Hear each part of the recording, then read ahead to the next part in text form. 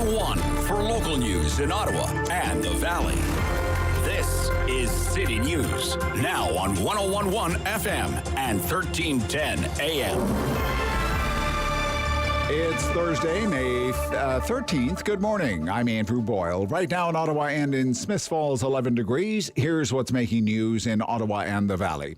All eyes on Queen's Park today for what is shaping up to be a major announcement from the Premier, set to take the podium at midday, alongside some key figures in the battle against COVID-19. City News reporter Kevin Meisner with the details. The Premier is set to speak at noon today here from Queen's Park. He'll be joined by Health Minister Christine Elliott, Solicitor General Sylvia Jones, as well as Chief Medical Officer of Health, Dr. David Williams.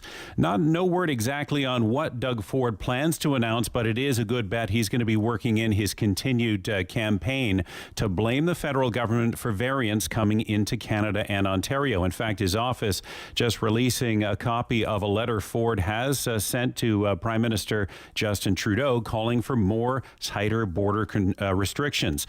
Now, this will be the first time we've heard from the Premier in nearly 2 weeks. He's been noticeably absent from the public eye ever since his government entered into what has been the most turbulent period of its handling of the pandemic, leaving his ministers to handle all the tough questions about deaths and long-term care, restrictions over outdoor activities during the recent pandemic measures, and the confusion over the AstraZeneca shot. And Green Party leader Mike Schreiner says essentially Ontario has a leadership vacuum. The people of Ontario need a premier who's going to be able to answer tough questions and hold himself accountable so they have confidence in the government's pandemic plan. I'm Kevin Meisner. Now, Ontarians who are 40 years of age and older can now book their COVID-19 vaccine appointment across the province through that portal today.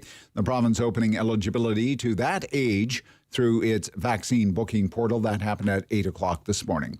City News time 9:02. Now your forecast with meteorologist Jill Taylor. High pressure continues to dominate. Plenty of sunshine, just some afternoon cloud, a warm high 21 degrees. Tonight, mainly clear and 8, and tomorrow, sun and cloud, stronger west wind, the high near 22. For today, the high 21. And right now in Ottawa and in Smiths Falls, it's 11 degrees. Grenville OPP received a complaint about a suspicious man in Kempville taking pictures of children and teens at a local skate park. The OPP says the complainant reported the man was speaking with several of the kids yesterday afternoon about 4 o'clock, told them he was 27 years old from the Ottawa area and he would be back that night. The person who submitted the complaint to police told officers they believe the man then took pictures of the children on his phone before leaving. He was apparently driving a white sedan similar to a Toyota Corolla. Police say no further description of the vehicle or the driver have been provided, other than he looked younger than 27 and is of Asian descent. Federal officials say a couple of airplanes collided in the air near Denver, both, though, able to land without injuries. Authorities say the collision between a twin engine and a single engine happened as both planes were prepping to land at a small regional airport in a Denver suburb. Now, one of the plane's tail section was substantially damaged, but that pilot was able to land safely. The pilot and one passenger in the other plane had to parachute, but they managed to land safely in a nearby field. I'm Andrew Boyle for News Anytime. Follow up online at ottawa.citynews.ca.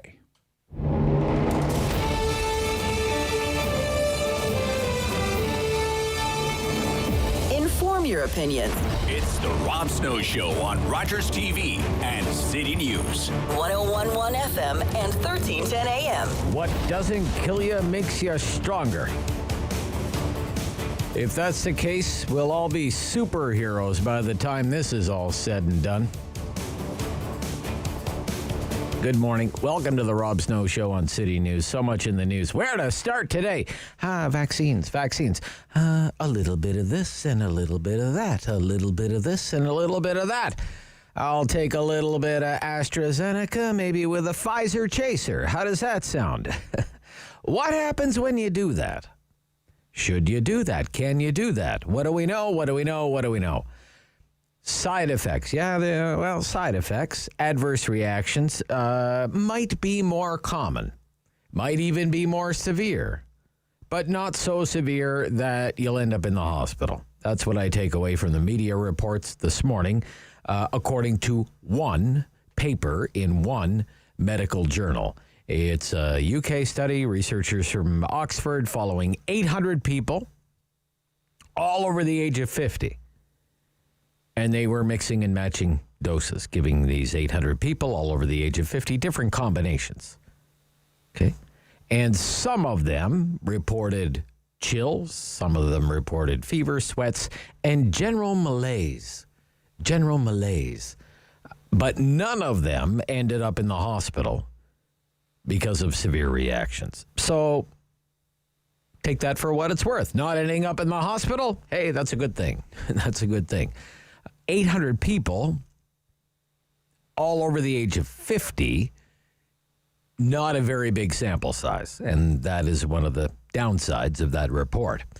Mixing and matching and mixing and matching. This is where we are now with the vaccine program in this country. And it's because of decisions that were made by the Trudeau government early on in this pandemic. And some of those decisions, they haunt us still.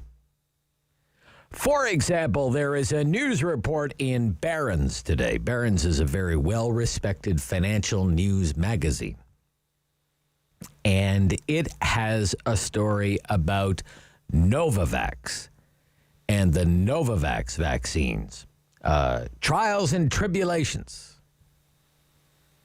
Important Canadian angle here. Novavax. Canada is supposed to buy more than 50 million doses of this vaccine whenever it's approved. And this is the vaccine, the Novavax vaccine. It's supposed to be made in Canada. This is going to be the made in Canada vaccine that it's supposed to eventually, someday, way off in the future, years from now, roll out of a factory in Montreal, operated by the government, by the NRC, National Research Council. But Barron's reports this morning that the Novavax vaccine program is, quote, collapsing. What? It is collapsing. All kinds of problems. Read the story yourself. No indication that the company is anywhere close to ramping up production. Stock fell yesterday. The stock market analysts are like downgrading the stock. So I don't know what that means for that plant in Montreal. That is also, I would point out, months and months and months behind schedule and is on the same street as, another fully operational vaccine plant. But it's just another stupid decision made by Team Trudeau with the vaccine rollout. This Montreal site was supposed to make the CanSino vaccine until the Chinese government blocked that from ever leaving the Beijing airport. Remember that? So then they came up with this idea. Hey, let's make Novavax vaccine there. Oh, you're on a real win streak there, Mr. Trudeau.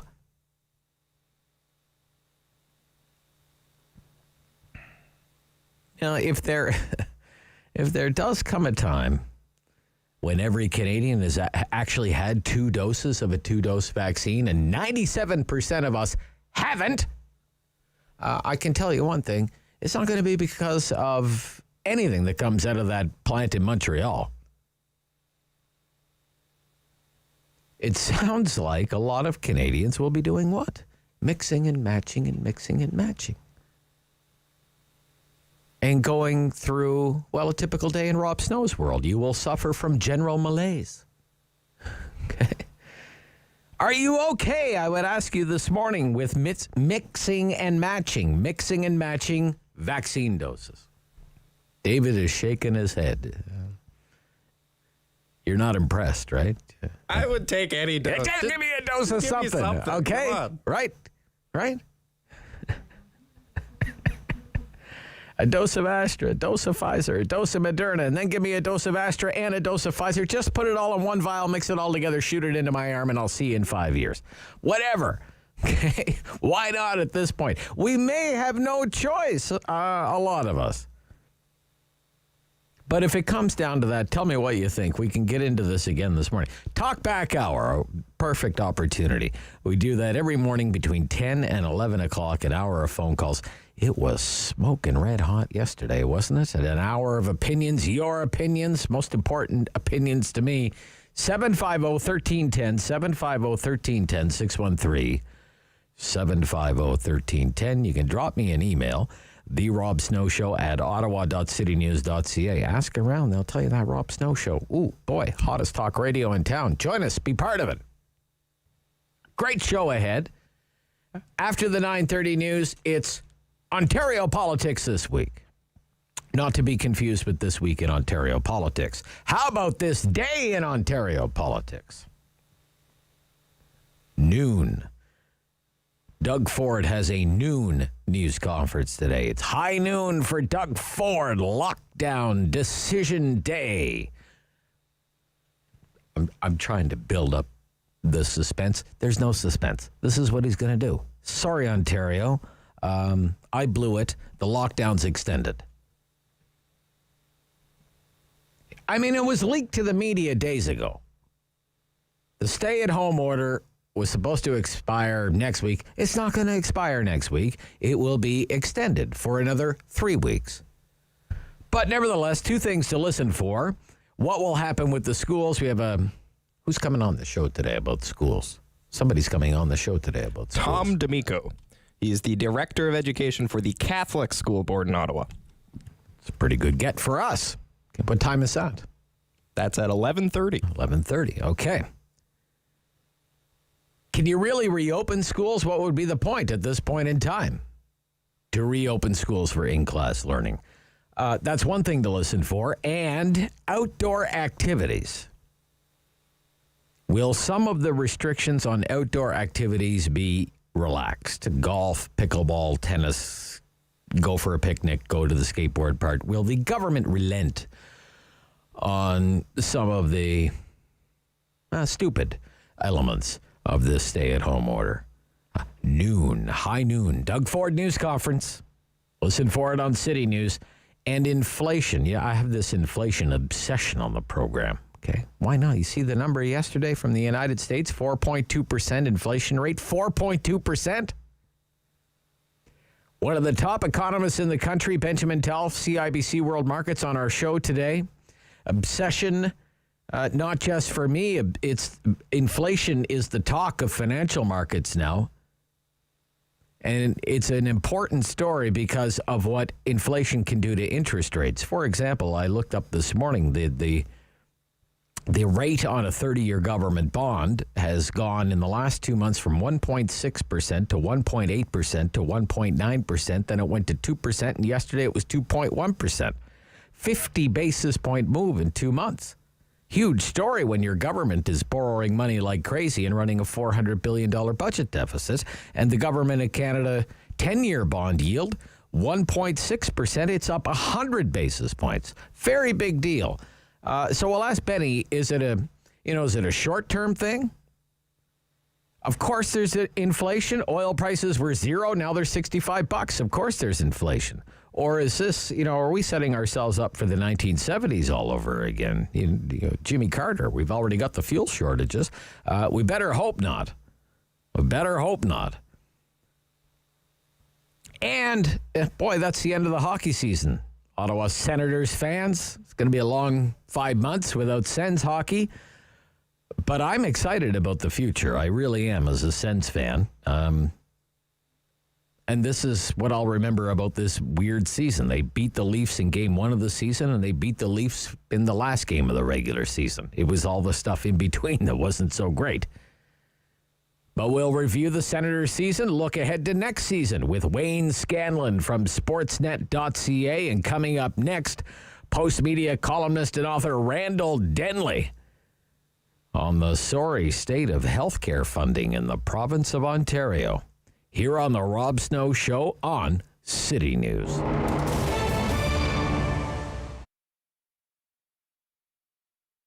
To opening a business especially in a pandemic, in that kind of situation, is very challenging. First, People don't know me. People don't know my product. To build a new clientele, to build a trust for them, to show them that I care about it. I do love my food. That was the biggest challenge. And of course, in all lockdown, where I had to face it regards my employee, girls, ladies, what they work for me. I didn't want to tell them, sorry, I'm closed, I'm not having a job for you. No, they have a families, they have kids to feed. So this is very important because we are family orientated.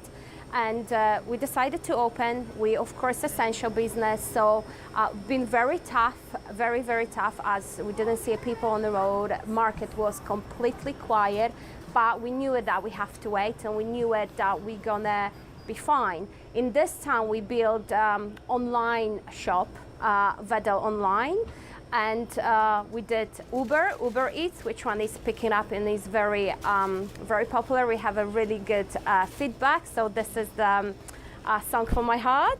And and we try to expand. I'm thinking about opening another location. So I want to make Vedel famous. I want to make the Vedel place to be for all the families with kids. Try the traditional food, what the grandparents cooked in the countries when they're from, or even Canadian people.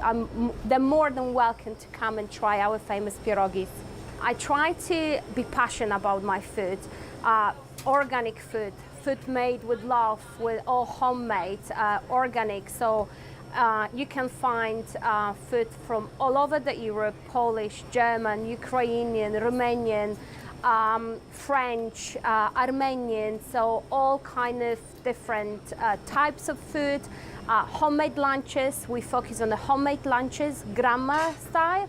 I keep always saying, like in my Genia Babcia house, how she cooked. I wanted this love and this food over here because I believe that will bring all people around me. And all the organic cold cuts, lovely selection of sausages, cheeses, European cheeses, great selections of mustards, French cookies. All what you need from Europe you can find here at the Vedel Touch of Europe. If you think good way, that's it. You have to. I had the option to cry in the corner and say, oh, pandemic is coming. No, you need to stand up and fight for it and have your eyes open, think outside of the box and do it.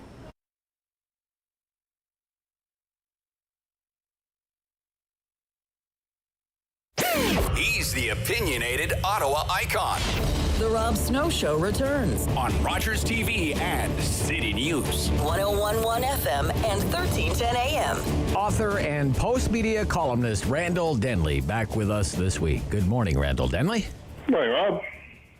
What is your takeaway from the healthcare funding report that was issued this week by the province's Financial Accountability Officer? I would say we have to find billions of dollars somewhere if the provincial government is going to keep its promises for expanding the healthcare system, some of which are already underway, and we're going to cover the cost of inflation and just maintaining what we've got. So it's kind of a discouraging report in a sense, because on the one hand, they have a good plan, more of a lot of things that we need. On the other hand, when they budget out and forecast for the next 10 years, there's not nearly enough money identified to do it. Now, I guess if you're the government, you can say, well, yeah, but that's a problem for another day. It's not this budget, but you're talking about a gap by the end of the decade of more than $12 billion. So it's not something you're just going to, make a little adjustment somewhere along the line and it's all going to come out good. Yeah, 1 year, $12.4 billion, right? Yes, they don't change what they plan by offering less. Then this is the gap that we're going to have, unless they find money from somewhere, but nobody really wants to increase taxes. So it's a bit of a bind, because I think it's really been clear, Rob, during the pandemic that our so-called healthcare system in Ontario is seriously under-resourced. When you talk about 600 COVID patients in ICU, that's always been the mind. Well, that'll bring us to our knees. The system's on the brink of collapse and so forth. It really isn't very much capacity available for any kind of a problem. in a province with more than 14 million people. I had the financial accountability officer on the program this week, Randall, and my jaw almost hit the floor when he told me about the backlog. Maybe you can remind listeners about how bad that is right now. Yeah, we've been getting some information about this all along from different updates from the government, but his estimate is that by September, there'll be 420,000 operations, procedures, call them what you will, backed up. And he also mentioned the part that we never hear about, 2.5 million diagnostic tests. So, you need an MRI or some piece of information for them to proceed with your surgery. Well, that queue's even longer. 2.5 million. Yeah, it's 2.5 million. So he estimated that it would take 3.5 years to eliminate the surgery queue, and about 3 years to get through the rest of it. When you think about it, he was a handy little graphic, Rob, in his report. I'm sure you saw it, but when the pandemic started, people were saying, it takes so long to get your surgeries. It takes so long to get your MRIs. And it did. But now when you look at the graph, that's like the tiny little number at the bottom. Then it shoots up like a mountain. What we had a year ago was heaven compared to what we have now. Because when you talk about this backlog, yeah, you can take it down by putting more money into it, but you've only got so much capacity in the system to do it. If you said to hospitals, money's limitless, get rid of this. So, all right, we've only got so many operating rooms, so many doctors, so many nurses, so we'll go as fast as we can, but we can't just make it go away. So for anybody who's waiting now for surgery, it's a bad position. I mean, I've got friends who are waiting for surgery. Sure. And the eyes is the biggest lineup. Hips and knees is a big lineup. I mean, these are, obviously big deals to the people who are waiting. If you can't walk properly, you can't see properly. Yeah. It's not like you're coming in for a tummy tuck or something. You're there for something that's life improving, life restoring. Well, I mean, I've talked about the circumstance with my own father who needed cataracts, not in Ontario, but in Nova Scotia, where the situation is no better, believe me, and waited a year longer than his normal year-long wait would be. And, in the interim, lost his driver's license, wasn't allowed to drive, no mobility, not able to go. I mean, it's very life-limiting. Yeah, and when you're an older person, too, say you're 80. Yeah. You only got so many years left. Yes. Somebody's going to say to you, well, the two best years you've got remaining, you won't be able to see properly. But maybe after that, we might be able to fix it. If you're still alive, we'll put you on a list. It's really a bad situation, and I think they made a big mistake last summer when they stopped doing most surgeries to kind of clear the decks in hospitals so that expected huge flood of COVID patients would come, fill them all up. Well, it didn't come. The first wave was pretty small, so we got out of that. Then the summer came. They just didn't do much about it. I think people were probably exhausted, and government wasn't compelling them to do anything about it, so the surgery numbers didn't really spike back up. They just sort of stayed in the trough all summer long last year, and that's one of the key reasons, I think, why the problems got as bad as it is. And now, of course, in the third wave, we're not doing stuff again because there's so many people in the hospitals, and that's understandable. But this affects so many more people than COVID affects. It's insane. So what does the Ford government promise to do compared to what the FAO says needs to be done? In regard to the surgery backlog? Well, in terms of overall healthcare spending, because as I understand it, they're committed to spending, increases of less than 3% a year, which is nowhere near what will be required. Up the promises, which are good promises, more long-term care, more personal support workers, more mental health, more hospital beds. These are all things that we need. But then any, sort of helpfully breaks it down. Well, how do they think they're going to work that? Okay, well, let's look at the previous 10-year period. We had the Liberal government in power, and they were able to hold health care to an average increase of 3.2% a year. How they do it? Well, they froze hospital budgets for 4 years. Maybe not a great idea. They cut doctors' pay a couple of times. they pretty much stopped building long-term care beds. So if you don't offer service and you pay less to the people who are providing it, you can keep it to 3.2. So the Conservatives, were looking out ahead 10 years, say, yeah, we can provide all this new stuff, which is much needed, but we can keep the increase to this 2.6% a year for a decade. I mean, this would be like a miracle cure. How are you going to do that? I know they say, well, there's going to be efficiencies. Okay, I'm sure there are some to be found. Probably not $12 billion worth, but there's some to be found. But it really, right now, it's not a plausible plan. Right. Okay. What about going cap in hand to Mr. Trudeau? I think that's actually the solution, and they shouldn't have to go cap in hand. One of the things the financial accountability officer figured out, just to give a bit of a clue to MPPs reading his report, is that, well, if the federal government were to increase its support of health care, which, it used to be 50% back in the day, 25% now, what if they were to put it up to 35%? That's what the premiers collectively have asked for. So by the end of this time period that we've been discussing, that would provide about $9.5 billion a year more.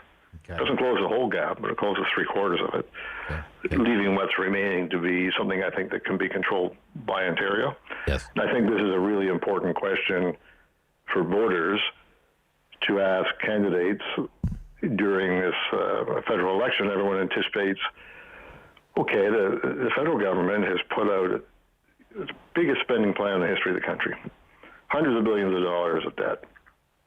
But what about the healthcare thing? Isn't it more important than something in that whole list of spending?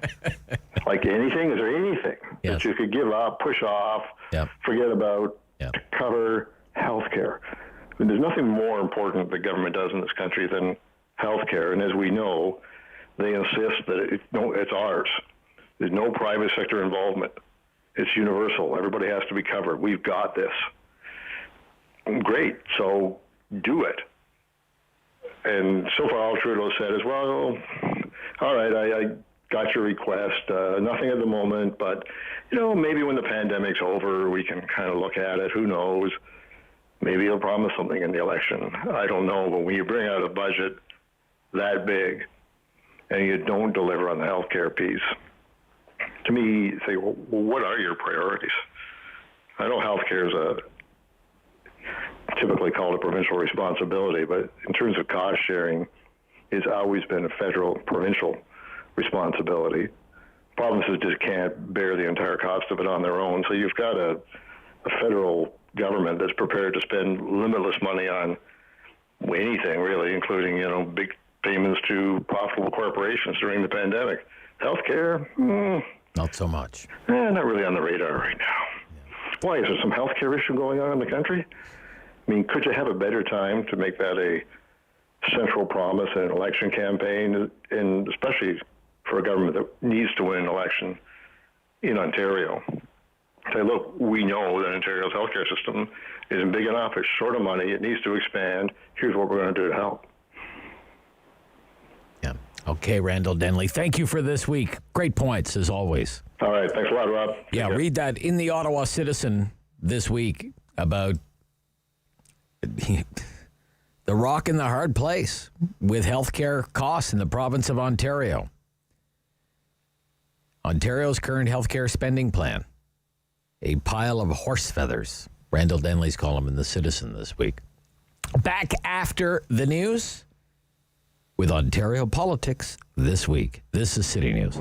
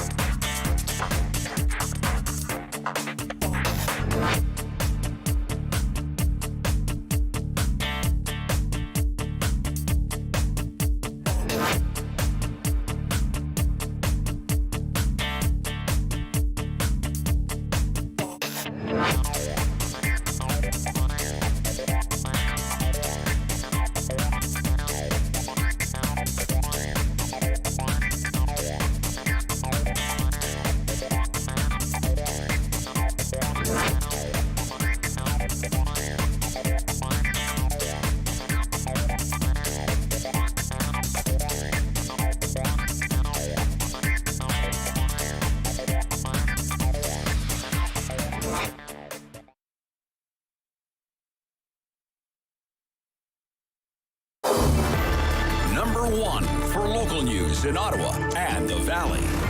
This is City News, now on 101.1 FM and 1310 AM. It's Thursday, May 13th. Good morning. I'm Andrew Boyle. Right now in Ottawa, 14 degrees. In Smiths Falls, 13. And here's what's making news at this hour. Those 40 and older in Ontario can now book their COVID vaccine through the provincial portal. People in their 40s could previously take the AstraZeneca shot at pharmacies, and now they can book at other clinics. The province has stopped giving first doses of the AstraZeneca vaccine, citing risk of rare but serious blood clot linked to that shot.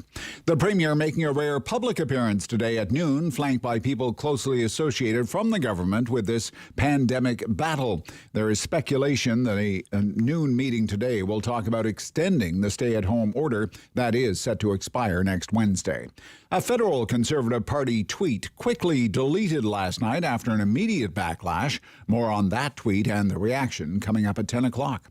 Some of the countries that were most praised last year for controlling the coronavirus now lagging far behind in getting populations vaccinated. Japan, South Korea, New Zealand, vaccination rates languishing in single figures. Not only do those three countries rank worst among all developed nations in vaccinating their people, they also rank below many developing countries like Brazil and India. Australia also performing comparatively poorly. City News Time at 9:32. I'm Andrew Boyle for News Anytime. Follow up online at ottawa.citynews.ca. Strong voice. Strong opinions. The Rob Snow Show returns on Rogers TV and City News. 101.1 FM and 1310 AM. It's time for Ontario politics this week as we welcome back Lindsay Maskell, Liberal strategist, former advisor to Dalton McGuinty. Good morning, Lindsay. Good morning, Rob. And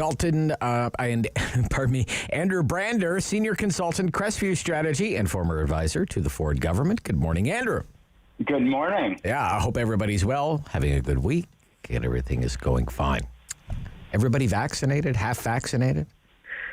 Are you half vaccinated, Andrew? My appointments, despite living in a hot zone, I am. My appointment's not until the 22nd, unfortunately. Oh, so you haven't even had one dose yet? No, not yet. You must be young, Andrew. You must be young. I live right across from the Toronto Convention Center. Walk by every day. It's great to see huge lines there. But that's where my my shot is booked for, and I'm turning 36 this year. So young, so young, yeah, so young. Oh, to be 36 again. What about you, Lindsay? You had a dose yet? I have. Good for you. I'm one of Good the for you. people who jumped when my age category opened up at pharmacy to get the AstraZeneca shot. Right. So I do have one. I'm 2 weeks into the AstraZeneca shot, so the one benefit of pass and go on 40. And no problems, Lindsay? No problems? No, not at all. Although you didn't have the AstraZeneca hangover or anything like that, did you? If anything, I was a little bit sleepy, but I wondered if I didn't have any side effects, because in full disclosure, I actually did have COVID a year ago, March, very end of March of 2020. I actually was COVID positive. Oh, you were? Okay. Mm-hmm. Well, look, the reason I want to kind of start with that is because of the more confusing messaging. It's more about the message with the AstraZeneca vaccine. And, you know, you're a pair of people, you advise politicians, you advise enterprises about what we would call comms strategy, effective communication strategies. And a lot of people are frustrated, angry, confused. You know, they want to know what's going on, what's happening, what's going to happen next, what do I do now, which is all symptomatic of, I would say, poor communication. So, Andrew, what advice would you give the government to offer clarity, maybe calm people down who might be worried right now? And I think people are worried, Rob. Look, I think this decision could very well be damaging for the government. All of the other decisions, the lockdowns, the kids staying at home from school, these are all sort of peripheral in the sense that they cause disruption in people's lives. But people have come to expect government to do that, quite frankly. But they also expect their government to protect them. And for 800,000 Ontarians, Lindsay being one of them, they could come to the conclusion that the government's put them at risk. Right. Which is why there wasn't a politician to be seen making this announcement. Look, it's a hard message to slice. I'm not quite sure why Ontario didn't choose to communicate this like the other provinces, BC, Alberta, Saskatchewan, who have said, we're not doing this, but blamed it on a lack of supply versus increased risks that come with the AstraZeneca vaccine. But if the province loses that comms battle on this, we often make the wartime analogies when talking about COVID. We were dropped in the middle of this war zone. AstraZeneca was the body armor before the bunker was built. And I think that's sort of the message that needs to be communicated. I do think deflection is probably the strongest approach on this. Okay. Put this back on Canada, put this back on the approving body, and put it back on procurement from the feds, and that the province did everything with what the resources they were given. But in reality, the federal government gave us a plastic knife and sent us to a gunfight. What advice would you give the government, Lindsay, to, as I say, calm the waters, calm people down, put them at ease a little bit, Lindsay? Well, first of all, I think the fact that in Canada, our Prime Minister, our Minister of Health in Ontario, and our Premier also have the same shot I have felt very comfortable. But at the same time, you do know the big concerns are, am I going to get access to a second shot? Like these are the messages and concerning items for people that have this shot. The issue is in crisis management, which is where they are now. You say all your bad news all at one time. And AstraZeneca really was just finding themselves sort of one slow hit after another, because science works that way. It's not like a person. So the challenge that really needed to happen at the very beginning was to have a very clear line of communications between all levels of government that when it came to information about vaccines, that there was going to be one line and one line only. And that would be decided before anything went out. And it would need to be science-based, and we should disclose this is going to be science-based. You'll have access to information, and we'll have one streamlined form of communication, because we were hearing so many different things. That really added confusion, and yes, people deserve to have the most up-to-date factual information to make informed decisions. But, look, I did spend a very long time in government, so I don't think I'm big data insensitive to the fact that if it was a family member, I would be devastated. I understand the person from NACI making that connection, but more people are going to die of suicide and mental health related issues this week alone that died in the entire United Kingdom from that vaccine. Right. And they're opening up. Yep. So there's, there needed to be one line of communication. There needed to be a focus on what are the positives, and because if we are going to use a wartime analogy, the positives are just going to outweigh the negatives, and there are going to be some losses. But this is just a historic time that it's a shame that we are not using a resource that is the reason for success in another country, and we now have a country that should be well educated and well informed, and is oddly in a confusing state about one of the best weapons we have. I don't think anybody would question, Dr. Williams, has all the credentials and is probably a smart scientist and all of this stuff, right? He's the chief medical officer of health for the province of Ontario, but he's not a great communicator. We can all agree on that, right? Yeah. Can you split? Would you split those roles? Would you split those roles somehow? Okay. It's Dr. Williams' decision, and speaking on behalf of Dr. Williams, here's somebody people can understand. Okay? How about that? Would you do that? I would do that. I really would. Anyone want in on that? Andrew? Yeah, I think we have those roles a little bit split already in the fact that, our politicians are the ones that are accountable to us.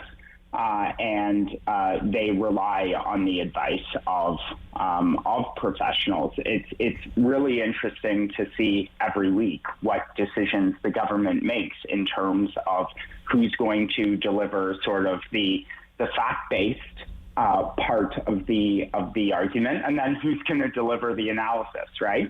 Yeah. But I do think that hearing directly from those public servants, our highest level public servants, are very important to give people confidence, because confidence in our elected officials is often so called into question. Very quickly, Lindsay, just on that, maybe if you want to weigh in on that. But I would have replaced our medical officer of health. Oh, you would replace him entirely? Okay. I would have replaced him entirely. Okay. Right. It isn't just a communications issue. We have other parts of the province that have a much stronger medical officer of health than the one for the entire province. And if we're going to put you out in public, you need to deliver. And maybe you're right, maybe that was the mistake. Maybe that's not the person that should deliver. But I personally think I think a lot of people should be realizing that they should be following the advice of the science table as opposed to just the medical officer. So look, Doug Ford's going to do a thing at noon today. And I know there's a lot of people are talking about, Doug Ford's gone to ground and where's Doug Ford and all of this stuff. He will reemerge today. What I don't understand is, okay, I can understand if you go to ground during the bad times. I don't understand why the Premier hasn't been front and center for some big wins and hasn't been out there to try to capitalize on some big wins. I mean, first of all, we had the big hospital announcement here in Ottawa, $2.8 billion hospital, new civic campus, Ottawa Hospital. Okay, this project is going to be the healthcare project for the next 10 years in Ottawa, and it's going to shape healthcare delivery in the region, all of Eastern Ontario, West Quebec, for decades. And they're not doing a victory. The unveiling is done during a Zoom city council meeting, when you should have it should be your MPPs who are making this announcement, even if it's socially distant, outdoors, whatever. You have to maximize something like this. I mean, I think about how the Liberals just beat up on progressive conservatives of the past over health care, closing them off for. And Gisèle Lalonde in Vanier became a hero in Vanier. Murals of Gisèle Lalonde in Vanier fighting back against the closure of the mall for the closure of the Riverside, the planned closure of the cardiac unit at CHEO. I mean, healthcare has really hurt the progressive conservatives in this region for a long, long time. And here you have a multi-billion-dollar hospitals being announced, and you're not doing a victory lap? What is up with that? Then you have the huge transit announcement in the GTA. What is that project worth? Combined, $28 billion? Mm-hmm. And it's the Trudeau government is showing up and for Doug Ford's subways, Rob Ford's subways, $11, $12 billion? And the Premier's not there for that announcement? That's bad communications strategy. That is bad political strategy. I am sorry. You got to take your wins and maximize them. What do you guys think? What do you think, Andrew? To me, it's a big miss. It is a very bizarre proposition, Rob? Yeah. Who would have figured a politician that doesn't show up for credit for healthcare and transit announcements? Exactly. What is going on here? I don't quite. I'm not going to pretend to understand the thought pattern here. But what to me it signals is that the Premier's very recently reinstalled some of his campaign advisors, and with that, I think comes some of the discipline in their structure that signals at least they're adhering to a strategy. I'm not sure it's a good one, but it's a plan nonetheless. In this series of government announcements, I'd imagine there's going to be other opportunities to highlight those in the year ahead. But I think right now it will come as, I don't think I'm spilling any tea here. You just need to watch this government for 1 week to see there really hasn't been a plan. And I'd hope that they are using this time to develop a much more cohesive plan, because the Premier's really got to start thinking about his re-election, even with everything coming to a head with COVID, and they've got to use these opportunities strategically, because these are the types of announcements that will build on that coalition of support that he had from the last election, and he's going to need that in order to hang on to power next time. What do you think, Lindsay? Well, it's really tough to change your track when, I understand they're probably looking at how effective Premier Horgan managed this in BC, that is, people have been out on science and those have been the frontline communicators. He's not out there every day or even 4 times a week on the pandemic.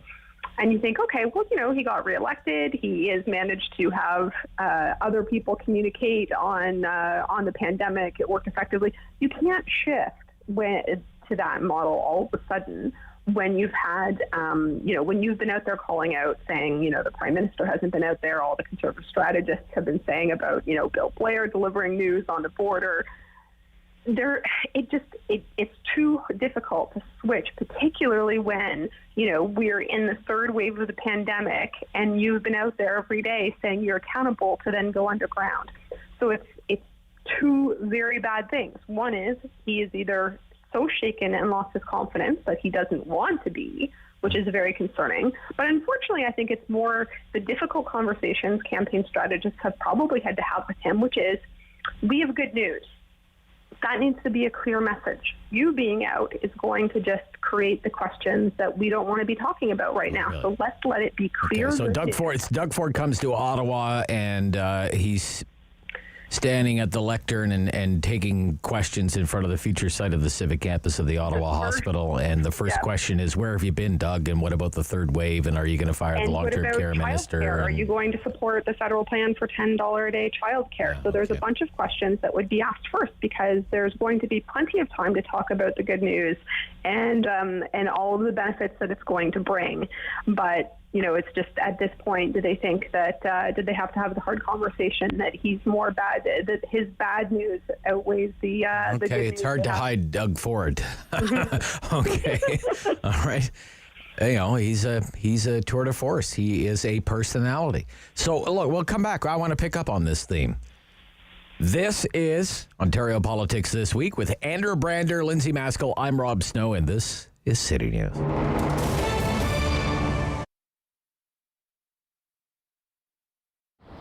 I wanted to give gifts to my volunteers, so I started making, I knew this is a skill I had, so I made a chocolate that had cultural based with a teaching, because culture here is not just a little part, it's the large part, it's the fundamental part of our organization.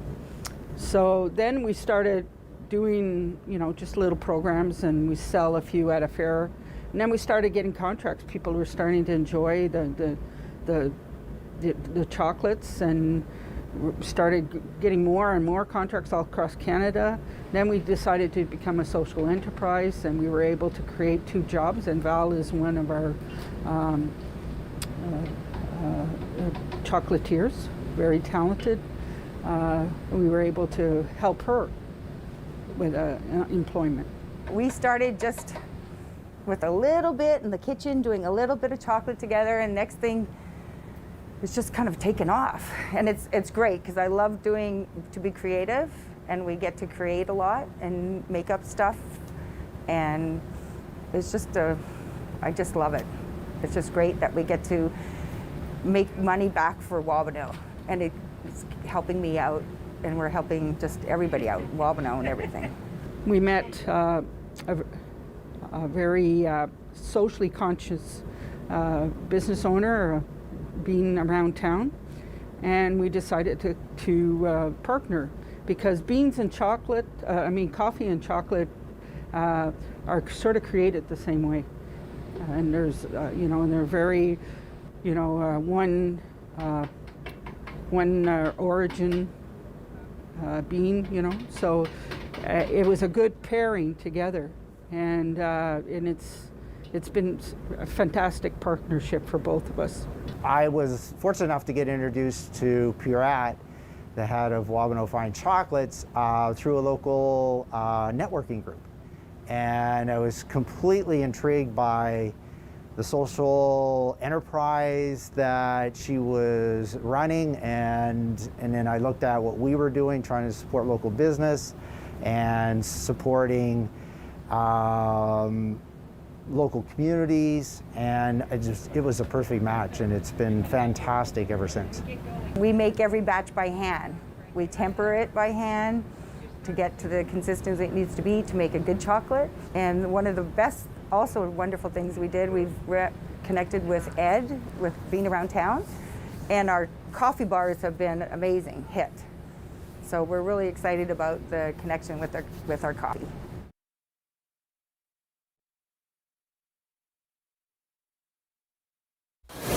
The world is changing. So keep up with Rob. The Rob Snow Show returns on Rogers TV and City News, 101.1 FM and 1310 AM. Part 2, Ontario politics this week. Reminder, everyone, Doug Ford News Conference at noon. We're here getting you ready for it. Lindsay Maskell, Liberal strategist, former advisor to Premier McGuinty. Andrew Brander, senior consultant with Crestview, former advisor to the Ford government. This is CTV News reporting. Multiple sources speaking confidentially to discuss internal strategic thinking, say the Premier's office has been looking to change the channel on Ford's pandemic faults by allowing ministers and public health officials to wear the decisions that they make or recommend. The effort has led to scant appearances from the Premier. Again, noon news conference today. What do you think about this strategy, Andrew? Let's hide the Premier. A few things. First off, I'm really not sure how many people in Ontario still 14 months into this pandemic are turning on their TVs every day at noon or 1 o'clock to hear what the Premier has to say. And if for a very brief moment you'll indulge me in this, sure. I do find it particularly hypocritical that so many from the Queen's Park Press Gallery who have been pointing this out were the exact same reporters who back in the early fall tweeted about how ridiculous it was that the Premier was still holding daily pressers. To Lindsay's point before the break, I don't think this is a question about accountability at all. Accountability doesn't just come from our free press. It comes from the people of Ontario, it comes from the opposition, and indeed, it comes from his own caucus, and he has to answer to them. As I said in my earlier response, what it does signal is some increased discipline from the Premier and his team. You'll remember during the last election, it was a similar pattern. It was a much more scripted Doug Ford that we were used to seeing.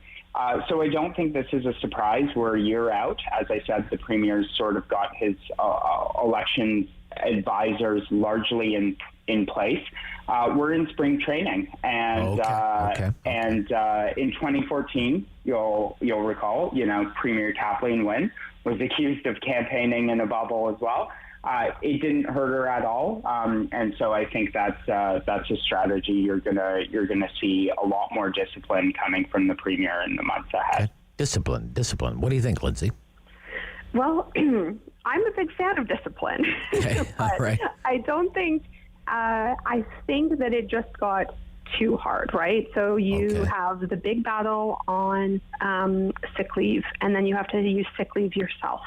To find yourself at a podium crying, to have the long-term care report come out, to be, the science table to have to now just come out publicly every day and say this is the advice because you didn't follow advice, and so now the blame lies with you.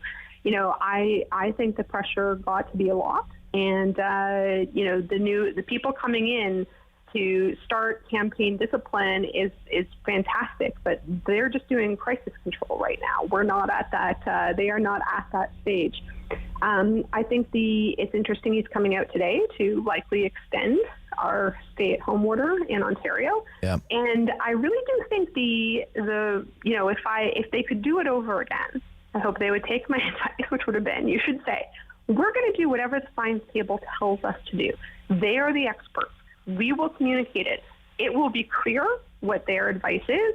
We will follow it, and you should know that I still am in charge. If there's something we don't like, we will fire them. So there's not a new sheriff in town. I'm still the sheriff. Yeah, right. And we'll be the communicators of their science to you because we're accountable. And if something goes wrong, it's on them, and I have the right to fire them. Okay. So I would have tried a different approach from the beginning, but it's been it's actually kind of difficult to watch because it's not that obviously I'm a Liberal, but I also don't want us to be we are all struggling through this third wave, and it's hurting everybody. So the intent is we actually wanted him to do better than that. Okay, all right. We only have a minute left, so why don't I just ask, what are you expecting Doug Ford to say today? Is it basically, I'm sorry I have to do this to you, but we have to hunker down, lockdown extended, we're almost to the finish line, keep the faith? Is that what you're expecting, Andrew, today? Yeah, that's what I'm expecting. Okay. When the pandemic hit, they made the decision to pivot much more towards the center and try to appeal to some of those that were more reasonable. They've thrown out a lion's share of the reasons and the promises they made to get elected. I think Ford's base will be forgiving of that if he can prove that he's managed this properly. And I do think the Premier understands very clearly this is his last chance. We can't go back into another lockdown. Right. They can't have these we can't have another wave. People always remember how a book ends, very rarely remember how it begins. So that's what's going to be going through his mind. Line. Yeah, good line. Okay, Lindsay, agree there? Agree? Very quickly here. I agree, but also every other jurisdiction, by the time well before they hit 50% first shot vaccination rates, started to talk about the plan about how we reopen. So that will be the thing to watch for. Every other jurisdiction at this point in their vaccination levels started to talk about how they were going to reopen when. Got to offer some people some hope, right? Yes. Give some people some hope. Okay. We're short on it. We could use it. Great stuff, That's right. Both of you. I hope the weather is nice where you are, and we'll talk again next week. Thanks, Rob. Yep. Take care, Rob. That's Ontario Politics This Week with Andrew Brander and Lindsay Maskell. I'm Rob Snow. The Talk Back Hour is coming up right after the news. 750-1310. This is City News.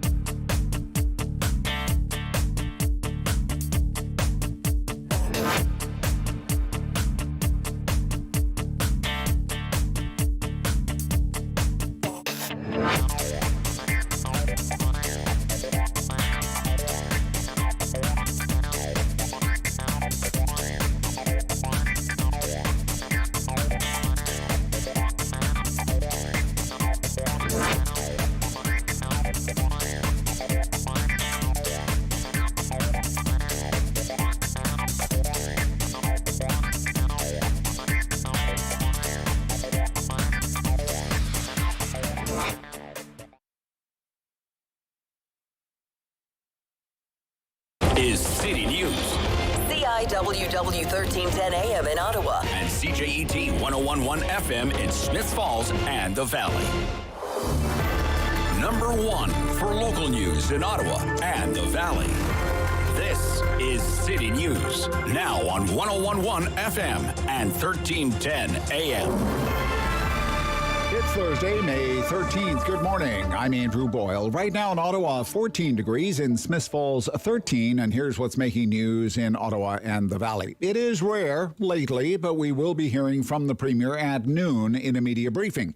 Here's City News Queen's Park reporter Richard Southern. The first news conference the Premier has held in almost 2 weeks. He's been out of self-isolation for a week. But he's been keeping a very low profile. He's actually only made a total of 4 public appearances since April 16th. That was the date of that much maligned news conference when he announced a lot of restrictions he later rolled back. But we're going to hear from the Premier at noon today. Ford is going to be joined by his Health Minister, Christine Elliott, the Solicitor General, Sylvia Jones, and by Dr. David Williams. And I think the big thing to look out for here, what I certainly expect to hear, is the Premier announcing an extension of the stay-at-home order. The current stay-at-home order is going to expire a week today, May 20th. But the government has really already telegraphed this week that they do plan on extending that likely to June 2nd. That would be an additional 2 weeks. The Ontario Medical Association has even come out this week saying they support that. A lot of people want the Premier to relax some of the rules regarding outdoor recreation like golf. Although the Premier was in the legislature yesterday, didn't sound like he was planning on rolling back any of those measures regarding golf. I'm Richard Southern. City News time at 10:03. Case counts are on the rise again today in Ontario. 2,759 more cases, along with 31 more deaths. Now, 110 of these new cases are in Ottawa, 18 are in Eastern Ontario, 2 more cases in Leeds, Grenville, Lanark Health Unit, 8 more in Renfrew. Positive tests come from just over 47,600 that were done. The positivity rate then is 5.7%. Now, public health officials are watching a study in the UK about mixing vaccine brands. Questions do remain about the future of AstraZeneca. In an interview with Toronto station CP24, Prime Minister Trudeau says it is unclear whether mixing vaccines is possible to do safely. For AstraZeneca, we're still looking at either you get a follow-up of AstraZeneca or maybe the scientists are going to recommend a mix and match. We're not there yet, but there are lots of possibilities moving forward. The important thing is that everyone gets vaccinated as quickly as possible. Now, early results of the UK study suggest mild to moderate symptoms are likely to be experienced more often when you mix vaccines.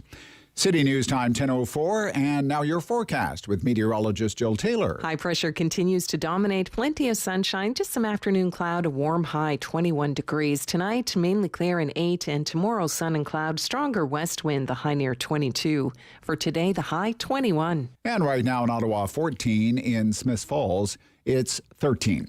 The federal Conservatives forced to quickly delete a tweet that was criticized as tasteless and shameful. The tweet was sent out from the party official account last night, featuring a picture of a man in a hospital bed hooked up to oxygen and an IV. The caption, Trudeau Summer. Liberal MPs and some political commentators critical of the tweet, calling it shameful and repugnant. In a statement to City News, the Conservative Party Director of Communications says the tweet was meant to focus on the issue of vaccine supply and border restriction. It was removed because the party didn't feel the tweet showed the seriousness effectively. I'm Andrew Boyle. For News Anytime, follow up online at ottawa.citynews.ca. Talk back. Hello. On the Rob Snow Show. The phone lines are open at 613-750-1310. Now, the Rob Snow Show continues.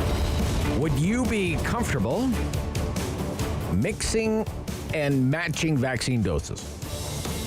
That's a question I have for you this morning as we start the Talk Back Hour. A few lines available there. I hope you grab one. 750-1310, 750-1310, 613-750-1310. Email the Rob Snow Show at ottawa.citynews.ca. I mean, given all the news about the AstraZeneca vaccine, are you okay if let's say you've had AstraZeneca for a first dose. Are you okay if your second dose is a different kind of vaccine? Pfizer vaccine, Moderna vaccine, Johnson & Johnson, whatever. I guess we don't know right now. Maybe we don't have any choice. It's a big news story. Big news story. What happens to people when they get a second dose of vaccine? That's not the same as the first dose of vaccine. The answer would appear to be, and it's only one data set, the answer would appear to be more side effects, but really, other than that, nothing too severe and nothing we should really be worried about. It's not going to kill you or anything. Chances are, if we have any side effects at all, they will be tolerable. Not bad enough to send you to the doctor's office, not bad enough to send you to the hospital. You'll just kind of feel blah. Malaise. Malaise is one of the side effects. So these findings, all based on research out of Oxford. 750-1310, 750-1310, 613-750-1310. Peer-reviewed letter of the findings published in a very well-known medical journal in the United Kingdom called The Lancet. And I guess my only issue with it would be it's a small sample size, 830 people. It's not a big sample size. And all the people are over the age of 50. Some had mild to moderate health problems, some underlying health conditions. So this is what they did. They 830 people at random received one of 4 different combinations of vaccine doses. Some had a shot of AstraZeneca followed by a dose of Pfizer. Some had a first shot of Pfizer followed by a dose of AstraZeneca.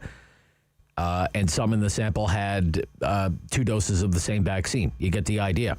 So this is how it is reported for the National Post this morning. I'm quoting here. People reported stronger reactions to the first dose of AstraZeneca than the first dose of Pfizer, but the second dose of Pfizer produced more side effects than the first. The Pfizer vaccine was also more painful, according to the volunteers' symptom diaries. It goes on. Both mixed schedules, so the 2 doses weren't the same, caused more side effects than the non-mixed doses. Okay? After the second dose of AstraZeneca, around 10% of participants reported chills. But if AstraZeneca was followed by Pfizer, that increased to 40%. If it was Pfizer followed by Pfizer, about 25% had chills. Pfizer followed by AstraZeneca increased to 45%. Quote, similar increases were observed for feeling feverish, headaches, fatigue, and muscle aches. Participants didn't know what vaccines they were getting and still don't. But here's one of the important findings, because all of this fear is over blood clots and the chance of having a blood clot, right? That's what has everyone on edge. That's what has provincial governments slamming the brakes and canceling appointments. No VITT, the blood clotting disorder linked to AstraZeneca, was found in any group at day 7 post-boost, in other words, post-second shot. Most people overall didn't experience any reactions, regardless of what combination they received. And of those who did, most were mild. Symptoms dropped off after 2 or 3 days and no one was hospitalized. Okay? That is in the news today, and it's pretty good news. But it's only 830 people, and that's a pretty small sample. And all of them are over the age of 50. So it's hard to say what it means for the younger crowd who rushed out to get the AstraZeneca shot because they couldn't give the stuff away fast enough. I'd like to know what you think. I think it's pretty good news. I'm not sure if anyone can say for sure what it means if for all age groups or all genders. But I would like to know if that puts your mind at ease at all. At 750-1310, 750-1310, mixing and matching of the doses. What do you think about that? Terry in Canada. Terry, good morning. You're on City News. Good morning, Rob. How are you I'm today? good, Terry. Thank you for asking. How would you feel if your second dose was different than the first dose, different vaccine? I would trust the medical science, and I would go with that. But I have a question for you, Rob. I got my AstraZeneca shot about the end of March, and my second one is due for July 19th. Right. Why would they not, because they're not giving the shot out now, why would they not move us forward to those that want the second AstraZeneca shot? Good question. Because eventually, what they're stockpiling is going to go bad. Well, what are they going to use these vaccines for? I mean, it's in the news they have about 50,000 doses left, and they're getting a shipment, right? And they're going to be about 300,000 doses available in Ontario, something like that, right? And what I'm saying is, I'm 68 years old. I could get my shot now. I'm well within the window of what AstraZeneca originally talked about. Right. So why don't they just open it up and say those that have shots that are due in July, you can come and get it now? Yep, good question. I don't know the answer to that, sir. But it is a very good question. I've been asking myself the same question because it's 3 weeks ago today. I had my AstraZeneca shot. 3 weeks ago today. Yeah, so you're almost due for your second one. Well, if we were following what the manufacturer's recommendation was, it's for AstraZeneca, it's 4 to 12 weeks, right? Yeah. So that's what I'm saying. I just thought I'd bring that up because I haven't heard anyone talk about that. The fact that we're holding on to this vaccine when how many people already got the first shot? Well, why don't you just give them the second shot? Yeah. Let's say, the general population would agree. See, my thinking, I'm wondering when it's my turn for dose number 2, whether the AstraZeneca is going to be even available. Well, exactly. That's what I'm wondering. Yeah, you're absolutely right. I mean, mine's due in July, but I could probably take it today. Yeah. All right, Terry. Thank you. Thanks, Terry. Yep. Bye-bye. 750-1310, 750-1310. Frank, Ottawa East. Good morning, Frank. You're on City News.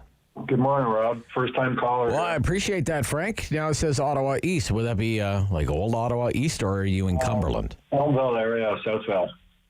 Southville. Okay. All right. Gotcha. Yeah. Frank, what do you think about this idea of mixing and matching? Give me an AstraZeneca and a Pfizer chaser. What do you think about that? It's not happening with this body. Really? Okay. What has you worried there, Frank? Well, we don't know what we're doing. Oh, yeah, the AstraZeneca's fine. Oh, no, it's not. Oh, yeah, give it out. Don't give it out. I'm not a guinea pig, man. Right. These people are paid professionals. They know what they're doing. Right. They're riding on the coattails of other countries and other medical professionals that say, oh, yeah, well, your side effects might be worse. I don't want my left arm to turn into Ed the Sock. You know what I mean? I don't want that either. I really don't want that. You know what I mean? I know what you mean. I don't want to be a zombie. Yeah. I mean, walk around look, I know it's a small sample size, but I mean, that's not what it says is going to happen to you. You know, you mix and match the doses, your left arm will turn into Ed the Sock. I mean, the Pfizer, there's two different types of vaccines, right? Yes. So there's the mRNA type, which is the Pfizer, the one that I have. Pfizer and Moderna, yeah. And then the Johnson and other ones are the other type, the old style. Old style, yes. Yeah. So the mRNA, from my understanding, alters your DNA strands, right? No. Well, kind of. No, it doesn't. No. Okay. It's because it's RNA. It has nothing to do with DNA. That's why it's called RNA, right? It modifies it against spike proteins, right? Yeah, but that has nothing to do with your DNA. Okay. Sorry, I apologize. No problem. So it affects or it goes after, turns your body immune system onto spike proteins, which is the COVID virus, right? Okay. Yeah, I couldn't explain to you what it does, right? I'm a radio broadcaster. I'm not a medical scientist. Just so much information, this, that, and the other thing, it's confusing. Right. Yeah. But I will agree to you, the mRNA vaccine is a newer type technology, whereas the AstraZeneca is an older type technology. Yeah. So that's about as complicated as I can get. Yeah, and the older style basically puts like a variant of like a SARS or something, which is so your body builds up an immunity to that. But if I already have the mRNA in me and it's going against spike proteins, and they're giving me some type of spike proteins in my second vaccine. Yeah. Well, isn't that kind of weird? Well, I mean, this is what it says in this study out of Oxford University. I bet you the people at Oxford are smarter than both of us, Paul. Most people overall didn't experience any reactions regardless of what combination they received, and those who did, among those who did, most were mild. Symptoms dropped off after 2 or 3 days, and nobody was hospitalized. Okay. All right. What's the demographic? Are these all athletes? 830 people, all over the age of 50. Okay. Yeah. Well, I'm 64. I'm not doing it. You're not doing it. All right. Okay. Good enough, Paul. Good enough. Good enough. The foot has spoken. We'll talk to you later. This is the Rob Snow Show on City News.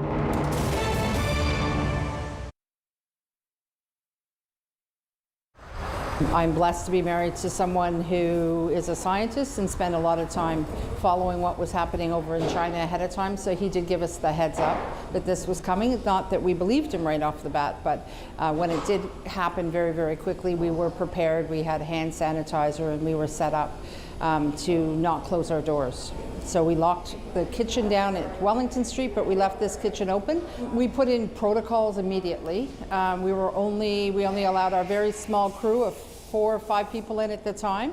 No deliveries were allowed to come in or out of the building without, they just weren't allowed in and out of the building. So we met them at the loading dock and had very strict protocols in place right away. We had masks and hand sanitizer and the whole thing. So we're very lucky from that perspective, and we're able to, learn as we went as far as doing small, individually packed caterings, the frozen soup program, food for the Ottawa mission. So we didn't have to close the kitchen and then learn how to reopen it.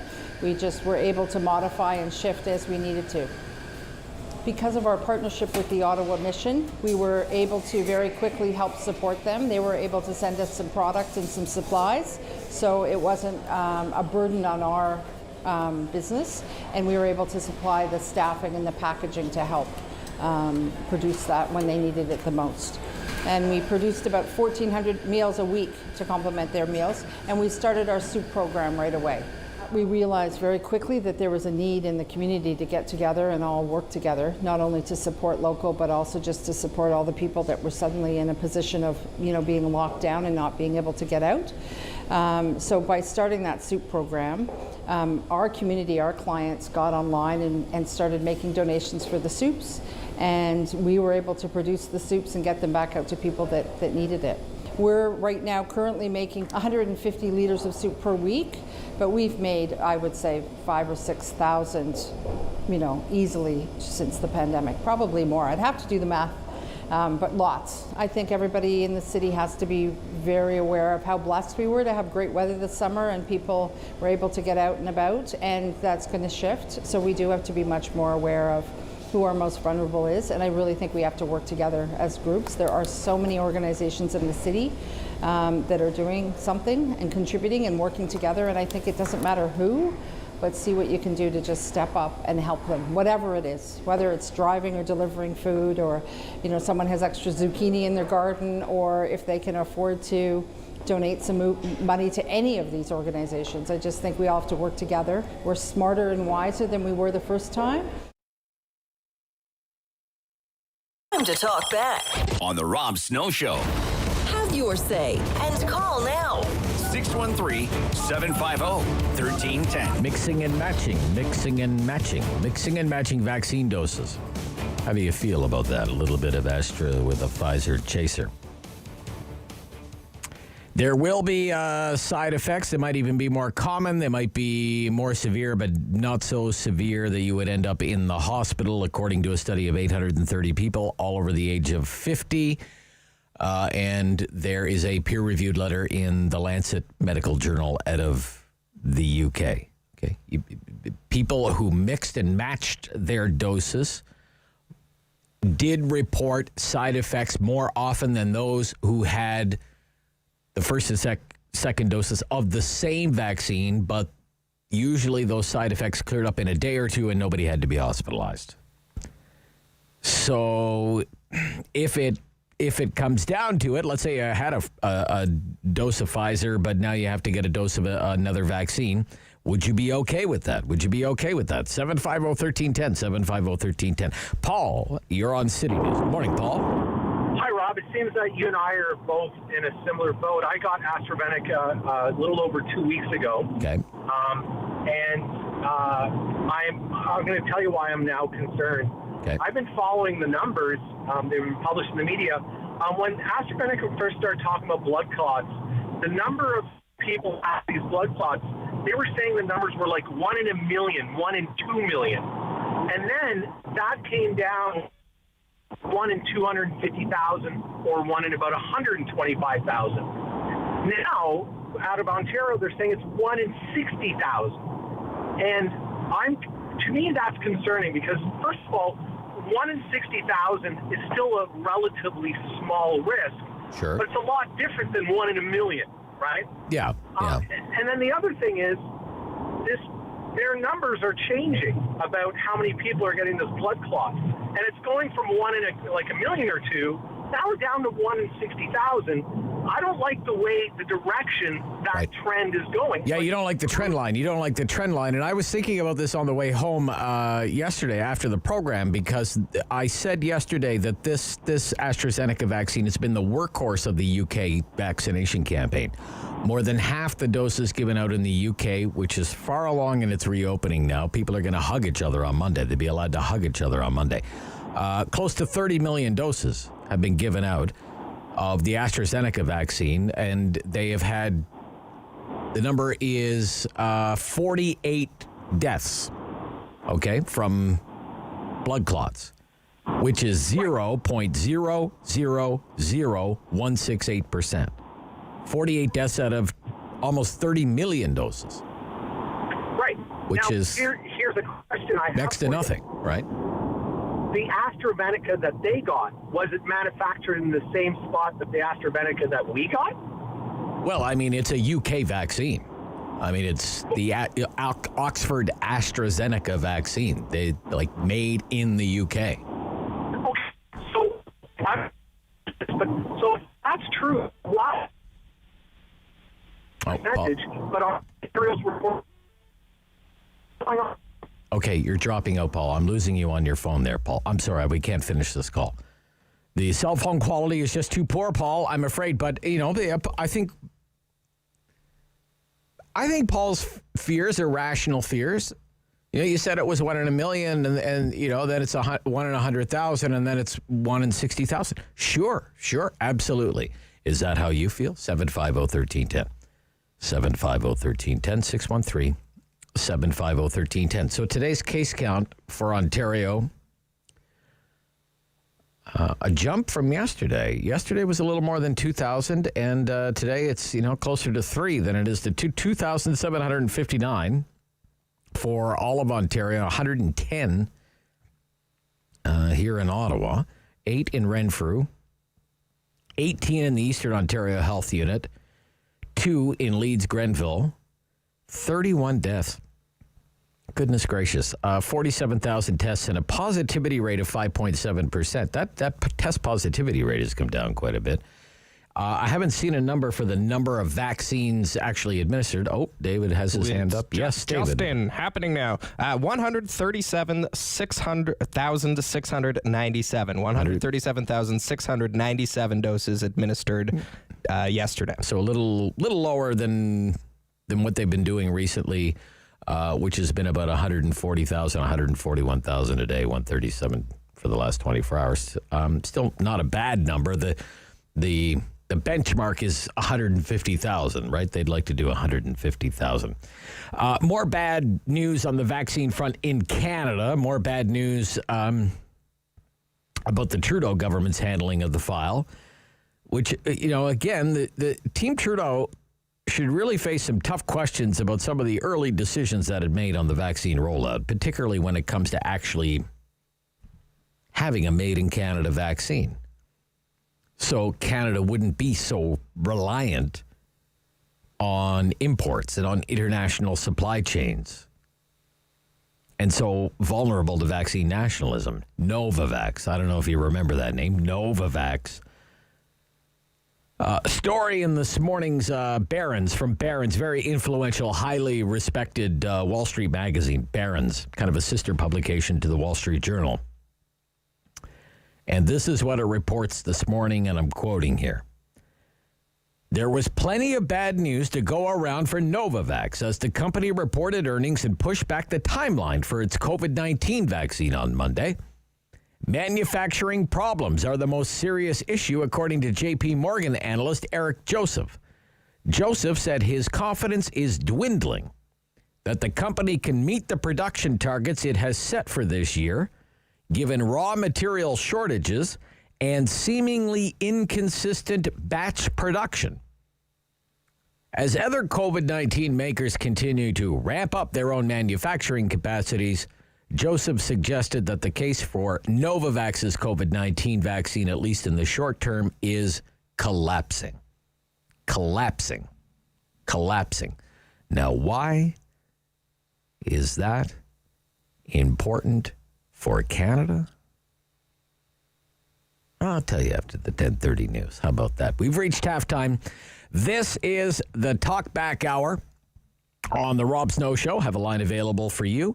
750-1310. Email therobsnowshow@ottawa.citynews.ca. And we're right back to your phone calls and more opinions right after this on City News.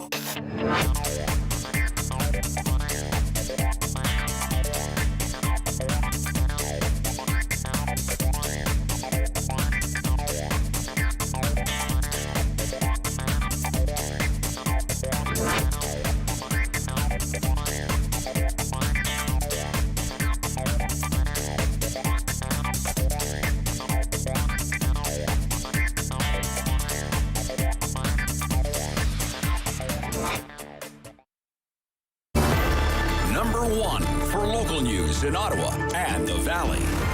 This is City News, now on 101.1 FM and 1310 AM. It's Thursday, May 13th. Good morning. I'm Andrew Boyle. Right now in Ottawa, it's 16 degrees. In Smiths Falls, also 16. And here's what's making news this hour. Noon today, the Premier will be attending a media briefing. Now, a couple of things top of mind with COVID. Will the stay-at-home order be kept, extended, or lifted?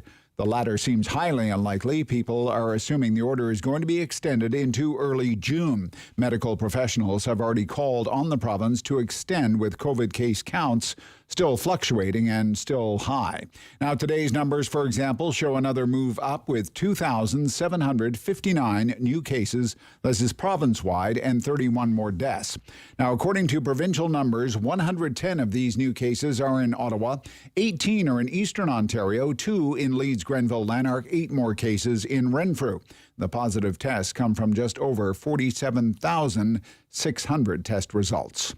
One demand from the Premier to the feds is tighten the borders. The Prime Minister said this morning in a Toronto TV interview that Doug Ford is just playing politics, and that's disappointing. The PM did ask a couple of weeks ago, he says, which essential workers Ford wants banned. Another big question, what about AstraZeneca vaccine not now pulled from Ontario's approved list? The issue addressed by the Prime Minister this morning, the federal government preparing to receive an additional 650,000 doses of AstraZeneca. In the interview today, Justin Trudeau says he's happy he and his wife Sophie got an AstraZeneca shot. He says they have no hesitation or regrets about getting that particular vaccine. City News Time at 10:31. I'm Andrew Boyle. For news anytime, follow up online at ottawa.citynews.ca. Talk back. Hello. On the Rob Snow Show. The phone lines are open at 613-750-1310. Now, the Rob Snow Show continues. Yep. Ontario politics big today with the noon news conference from the Premier. The question period in the legislature is going to begin shortly.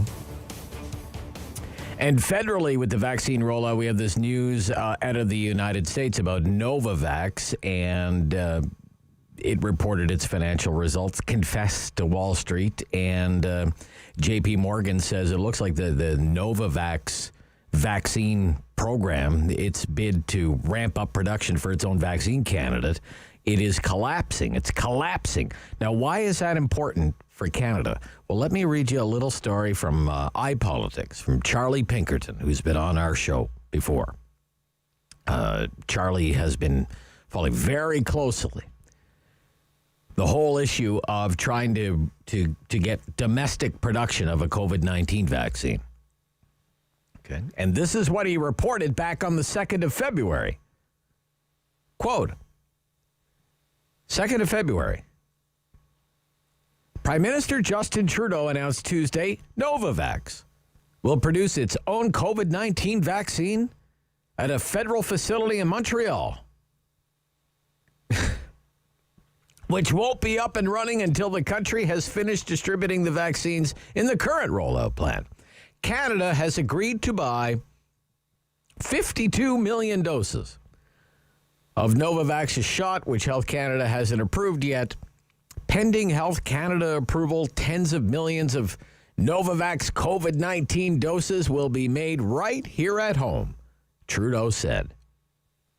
Doses will be manufactured at a new National Research Council facility in Montreal, end quote. Well, the best laid plans, right? Because this morning we have one of the most respected publications in all of financial news, Barron's. The quote, the case for the Novavax vaccine is collapsing. It's collapsing. Collapsing.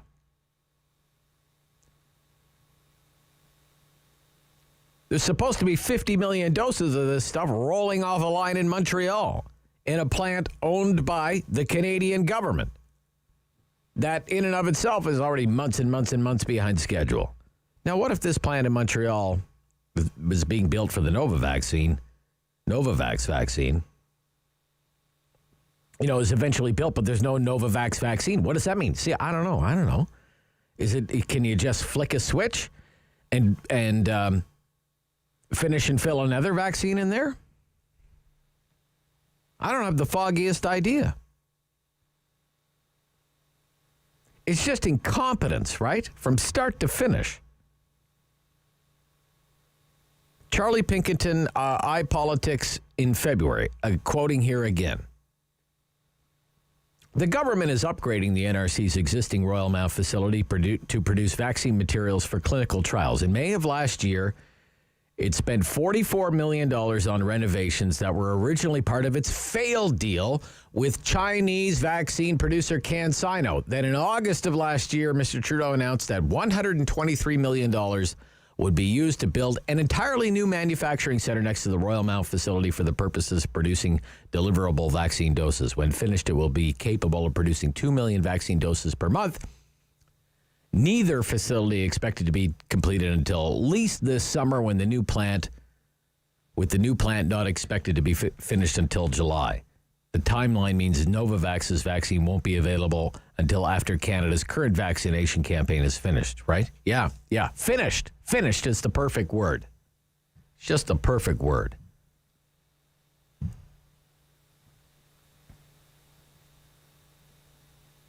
You know, this whole plan, build a new plant in Montreal just down the street from an existing vaccine production plant that is privately owned, make Novavax vaccine in there because we can't make the Chinese vaccine because the Chinese government refused to cooperate and honor its agreement, broke any and all promises it made to Canada. I guess the Trudeau team was the last to see that coming. The whole thing is going up in flames, my friends. It's just money, gone to money heaven. Don't you just have a feeling we're going to end up with an empty vaccine facility with no vaccine to speak of coming out of it? Talk back hour. I'm talking too much. 750-1310. Shut up, Rob. Brian Burchette, thank you for calling. You're on City News, Brian. Hey, Rob. Yeah.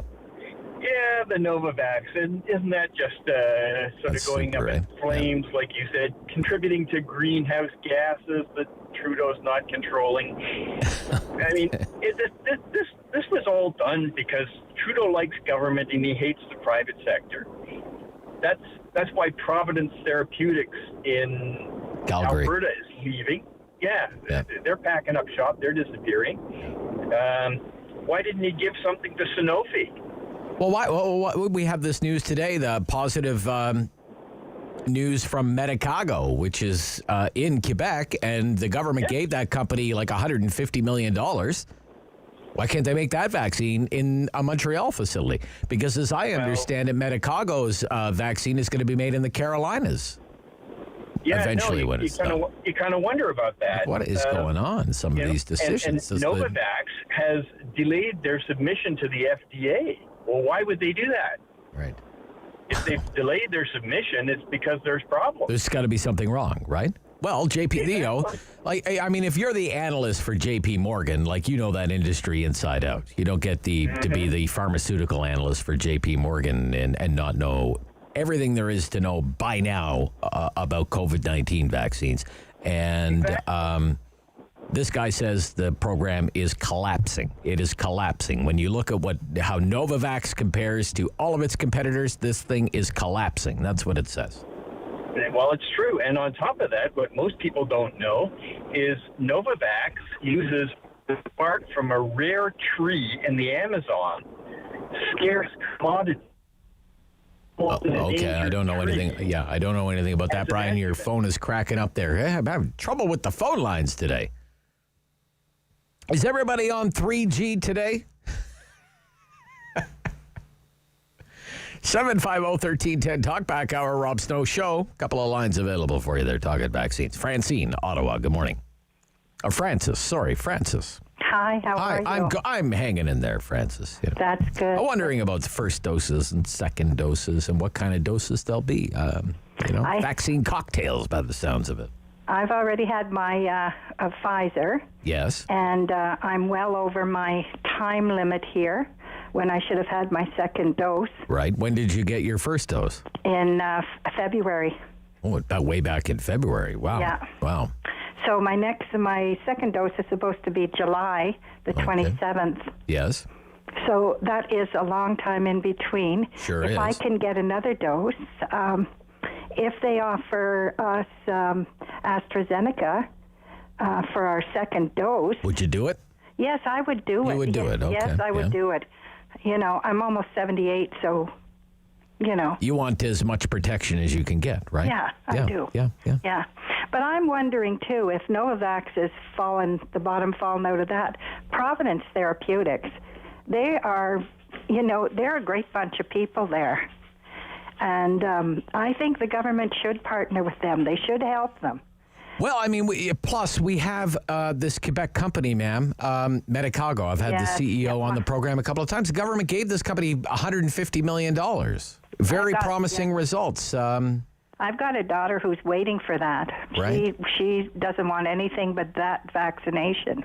But I think that Providence is just as good a company. Some of the people that are on that board. They're also doing it's mRNA type technology that they're doing there, right? Yeah, it's the same as the Pfizer, Moderna technologies. Yeah, but it doesn't make any difference. A vaccine is a vaccine, and if they can work together, that's what we should do. If we've got some here, they should open it up so that people who do want to have that second shot, even if it is a different one, they should be allowed to get it. And you would be one of them. And I would be one of them. Okay, yes, I would. Very interesting. Yeah. Okay. I have no fear. I guess if I was a bit younger, I would be worried, but no, I'm not worried. All right. Thank you for calling. You too. Yeah, Thanks. Francis. Bye-bye. Great to hear from you today. Chris in Elmont. Good morning, Chris. You're on City News. Good morning, Rob. Yeah, good morning. I actually don't know what to think anymore. I'm not a doctor. You're suffering from, I believe the technical term is general malaise, Chris. You're suffering from general malaise. Okay. It's hilarious. It is a vaccine side effect. So, tried to get something from the federal government, some money, right at the beginning. The Yes, only way they they're did. going to get money is if they move to Quebec. Well, yeah. Providence, there's Providence Calgary company. It's been working on mRNA technology for years because originally it had nothing to do with respiratory viruses. They were working on it as a possible therapy for cancer, right? Yeah. So it goes and it applies for funding because the government at the time is saying, apply. We want to wrap ourselves in all things science, and we want the best of science. So Providence says, well, they want people to apply. Let's apply, right? Yeah. It took 5 months to hear anything back from the government. Yeah, and then they got peanuts. Eventually, 7 months later, that was it. 7 months later, they got a check for $4.5 million. Yeah. And they were asking for about $150 million. Well, that's what they gave to Medicago in Quebec. No, they should get on a train and go to Montreal. Then they would have got the contract. Right. Well, Moderna, by comparison, Moderna prior to COVID-19, Moderna had never, ever had one therapy that was ever approved by the FDA. It never had a single drug ever approved by the FDA. Nobody had ever heard of the place, Moderna. Yeah. And under Operation Warp Speed, it got $1 billion. Providence got $4.5 million. You have to wrap your head around it is that the only thing they do is give contracts to Quebec. I mean, the ventilator thing that went to a liberal, ex-liberal member of the House of Commons. I mean, it's a no-brainer. Well, I mean, there's so many odd things. There's Providence. You have to think back to these days. These are the earliest days of the pandemic, right? More than a year ago now, and a lot of balls in the air, I guess, if you're the government. But gosh, imagine if they had moved as fast as they did with trying to get money into the bank accounts of the We Charity, for example. Yeah. Right? I mean, there's Providence that waits 5 months, 7 months to get $4.5 million. We Charity makes a few phone calls, puts its lobbyist up on Parliament Hill, knocks on a few doors, and within a few weeks, it's got $35 million in the bank. Yeah, and the reason we only started signing contracts from overseas suppliers, the thing with the Chinese went up in the air, blew up, and they kept looking. I don't know what they were looking at, but they shut Parliament down for the to avoid the wee scandal stuff. Yeah, they prorogued the legislation. Yeah, an incredibly incompetent, corrupt government. Okay, thank you, Chris. Yes, Feel sir. better? Feel better? Are you over your general malaise now, Chris? Okay, I'm glad to hear that. We'll be right back. Final quarter, Rob Snow Show here on City News.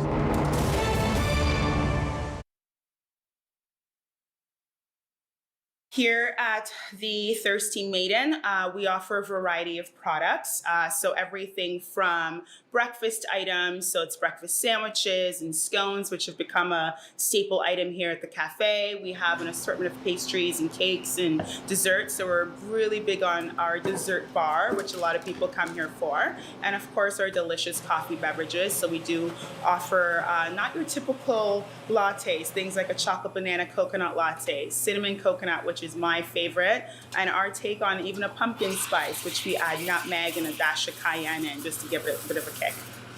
When you start a business, you don't factor in all the things that could go wrong. You think anything that goes wrong, any failure, it's got to be something on your shoulders. You didn't market right, you're carrying the wrong products, you didn't price your items correctly, all the things, right?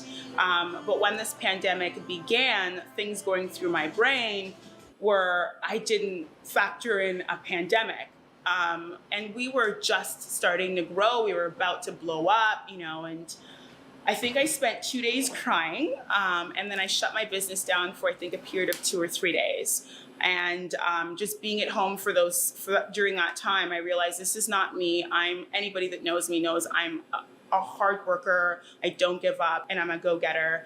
And I started to think, well, I should probably just start clearing out my freezers and posting and seeing who wants to buy what. And that was sort of how I built my momentum back up. I realized that there's still a large number of people that wanted to support us and were looking for the items that I had to provide. So we started there. Then I reopened literally not even 3 or 4 days after I'd closed my doors, and then started doing curbside pickups and deliveries. Started doing the deliveries myself, free deliveries to the local community, going as far as Bell's Corners and Carp as well. And that's why we're still here. This community has really kept us going a year into the pandemic.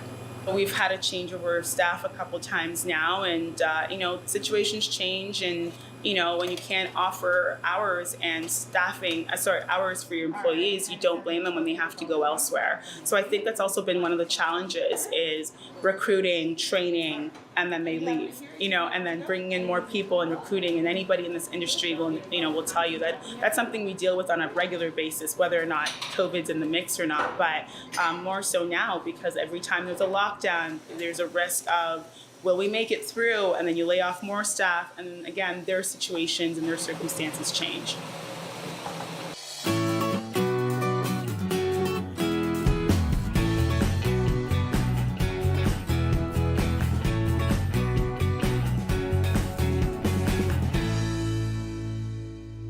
It's time to talk back on the Rob Snow Show.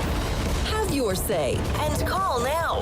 613-750-1310. So the Queen's Park question period's happening right now, about an hour before the news conference expected from Premier Ford. This is the Health Minister, Christine Elliott, Deputy Premier. Hotspot communities are already receiving 5% more of the vaccines than the people in the non-hotspot agencies, which is why we set this program up in the first place, and it is clearly working. The statistics demonstrate Leader of the Opposition, come to order. As for second doses, anyone who's booked through our vaccine booking tool already has their second dose booked. We've also indicated to pharmacies that they should be booking second doses, and in situations where they're finding that difficult, we are working with them to make sure that they can do that. Everybody is in our system. Everybody is in the COVAX system, and people will be told for their second. Next question, the member for Essex. Thank you very much, Speaker. My question is to the acting Premier. Speaker, last night the CTV reported that the PCs are doing everything they can to, quote, protect the king. Protect the king. Speaker, protect the king. It seems they're more worried about building an iron ring to protect the king than they ever were about protecting those in long-term care. On top of that, Speaker, the Premier has been ducking public press conferences for about 2 weeks now. Order. But Speaker, alas, we know where to find him. Tonight, he's hosting a $1,000 a ticket. Stop the clock. The Associate Minister of Transportation, GTA, will come to order. The member for Northumberland, Peterborough South, will come to order. That's David Piccini. He's on my show tomorrow. Clock. Member for Essex has the floor. Thank you very much, Speaker. We know where to find the Premier because tonight he's hosting a $1,000 ticket. Zoom call. So, Speaker, my question to the government, why is it that if you're a PC party insider with deep pockets, you can have access to the Premier while he dodges questions about his record from the media? Government House Leader. Thank you very much, Mr. Speaker. It's strange coming from the NDP. We've been in this House since February, and when we came back in February, the NDP were upset that the Premier was too available. He was doing news conferences too often, and they didn't like the fact that he was on TV at 1 o'clock every day, updating the people of the province of Ontario. The opposition has to come to order. Government House Leader has the floor. There's a lot of heckling happening today. The opposition, because even when the Premier is not going out every single day, more people want to hear from him than they do the Leader of the Opposition, Mr. Speaker. I think that speaks for itself. That's Paul Calandra. Thank you very much. Paul Calandra. He's an old Harper guy. I kind of feel sorry for the Government House Leader. He's been carrying the load for this Premier for quite some time. I want to give him a hand. Congratulations. You're showing leadership where there is obviously a vacuum in this House. Speaker, while the PCs are worried about their fundraising to protect their king, Ontarians are trying to grapple with the realities of this ongoing pandemic. The government failed to protect 3,700 seniors who died in long-term care, some of whom died without even a glass of water. Our esteemed military, our Canadian Armed Forces, called that criminal, Speaker. It boggles the mind why the Premier has no time to answer media questions, but all the time in the world to drum up cash from his deep-pocketed developer friends. Speaker, we all know the adage, if you can't take the heat, you get out of the kitchen. Speaker, this Premier has left the restaurant completely. Why has this Premier found the time in his schedule to host expensive fundraisers instead of letting Ontarians hold him to account? $1,000 for a Zoom call? Come on, at least you should get like a rubber chicken dinner, shouldn't you, for $1,000? Anything that is coming from that side. Okay, so let's leave that. Again, the Premier's news conference at noon. We'll have some of it for you here on City News. That's the opposition member there, Terrace Natashak. He's from Windsor, Essex area down that way. Back to the phone line, 750-1310. Rob Snow Show Talkback Hour. Thank you for your patience this morning. Eric in Barrhaven. Eric. Morning, Rob. Morning. The Medicago story is an interesting story. Yeah. And I think it's one that's going to play out to our benefit in the medium term. It's all plant-based. They use tobacco plants to produce viral-like particles.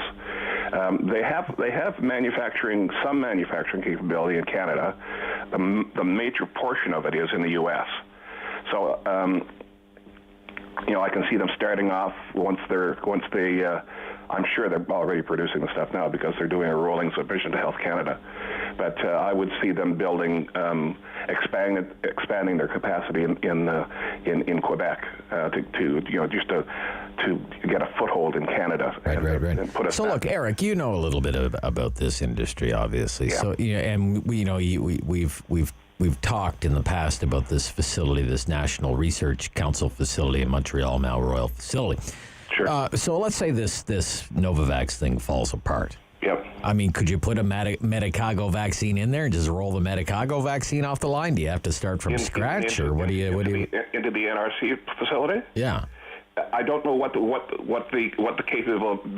capability is there. If it's just a finish and fill thing that they're adding, probably. Okay.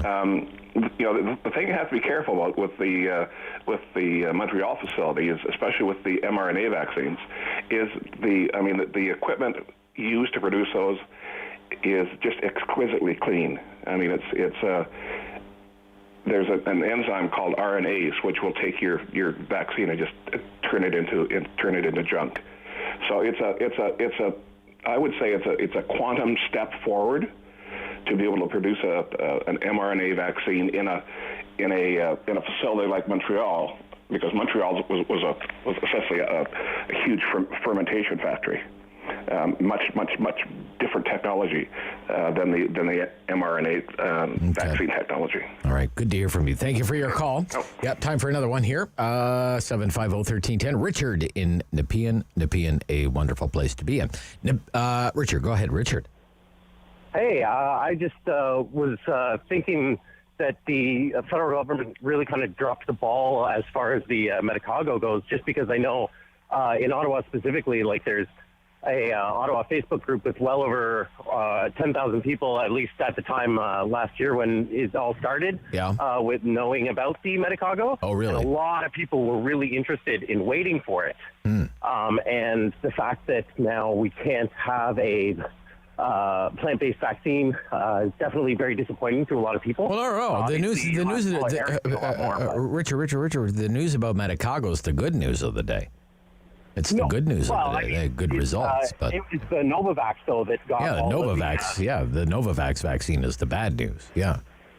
Yes, but I'm saying that the money, they should have been ordering that much through Medicago so that we could have a completely different option. Well, I mean, it's like, Richard, it seems to me it's one of these situations where, the left hand of government doesn't seem to be paying any attention to what the right hand of government is doing. So, they're putting $150 million into a Quebec-based company, Medicago, go develop a plant-based vaccine, right? Yep. $150 million. Big money. Like, by far the largest investment that the government made into any Canadian vaccine startup. Like Providence and Calgary got $4.5 million. Medicago got $150 million. But at the same time, they're spending. Let me finish, Richard. At the same time, they're spending $112 million to do this state-of-the-art facility in Montreal. Yeah, for vaccines. For vaccines.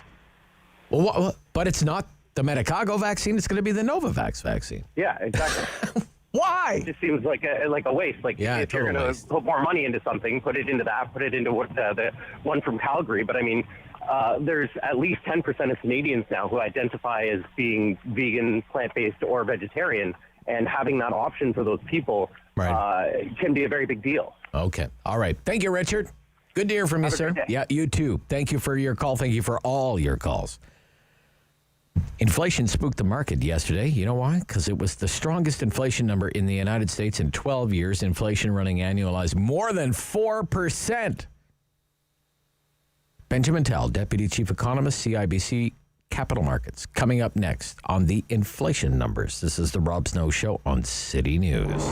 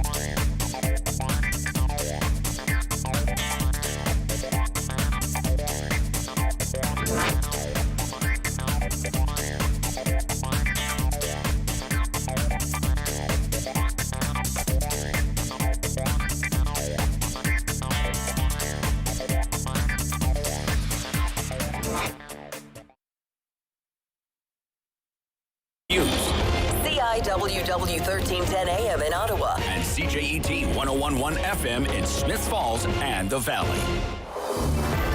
Number 1 for local news in Ottawa and the Valley. This is City News, now on 101.1 FM and 1310 AM.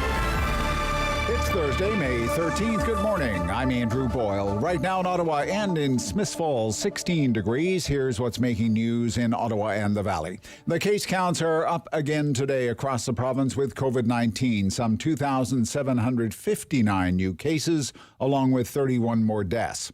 Of these new cases, 110 are in Ottawa, 18 in the Eastern Ontario Health Unit, 2 in Leeds, Grenville, Lanark, 8 more in Renfrew. These come from 47,600 tests that were completed and a positivity rate today of 5.7%. The Prime Minister takes aim at Ontario's Premier in a dispute about border restrictions. He's trying to calm fears about AstraZeneca as more provinces halt the shot for first doses. Here's City News Parliament Hill reporter Cormac McSweeney. In a morning interview, Prime Minister Justin Trudeau defends his government's handling of the border after Ontario Premier Doug Ford sent him another letter demanding the feds tighten up border restrictions. Trudeau says it's disappointing and frustrating that Ford continues to play politics, adding the feds are willing to work with Ontario and asked the province 2 weeks ago which essential travelers it wants banned, but so far haven't heard back. Meanwhile, on Toronto TV station CP2, Ford Trudeau says he's happy that he and his wife Sophie got the AstraZeneca shot. Because every vaccine used in Canada has been approved as safe and effective. Manitoba, Nova Scotia, and Newfoundland announced new restrictions on the use of the AstraZeneca vaccine following similar news from Alberta, Saskatchewan, and Ontario.